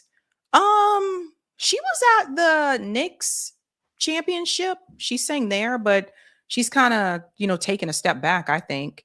Rashid says she also didn't want to cross over musically to a pop audience like Whitney did. Doing that at that time could have cost her Black audience. Yeah, that's another one. Phyllis Hyman. Angelique said, wow, didn't know that about Pink. Yeah. Andre Harrell, by the way, not Andre Harrell. L.A. Reid denies that, by the way. L.A. Reid said, that is not what I said to her. I'm like, sure, L.A. MZ said, these new artists are not talented. Thank you, Davu. This kind of explains why Soul Train went in the direction of pop during a great portion of the 80s. Ooh, I didn't think about that. Thank you, Ira. Record execs permanently destroyed entertainers' ability to make money via streaming. Scarface stated he would never make another album because 1 million streams pays $4,000 compared to that of 1 million records sold. Because I never seen a man cry till I seen a man die. I remember Scarface. Danny said, ask Jennifer Lopez. That's a good one. That's a good one. Yeah, because J-Lo's voice ain't all that. Thank you, Sherelle. Some people said Sabrina Carpenter looks like a young Hillary Clinton. That's interesting. Thank you, Davu. The industry did the same thing with Lizzo. Yeah, they did. Yeah, they did Lizzo wrong. And thank you, Kevin. Afak, the Birds only used Session Player on the first single. They did sing and play 12-string electric themselves. Dylan was a great friend and admirer. Thank you. All right, let's head on into once you start mentioning bands, the controversies start, right? Yeah, and I mean, it is what it is.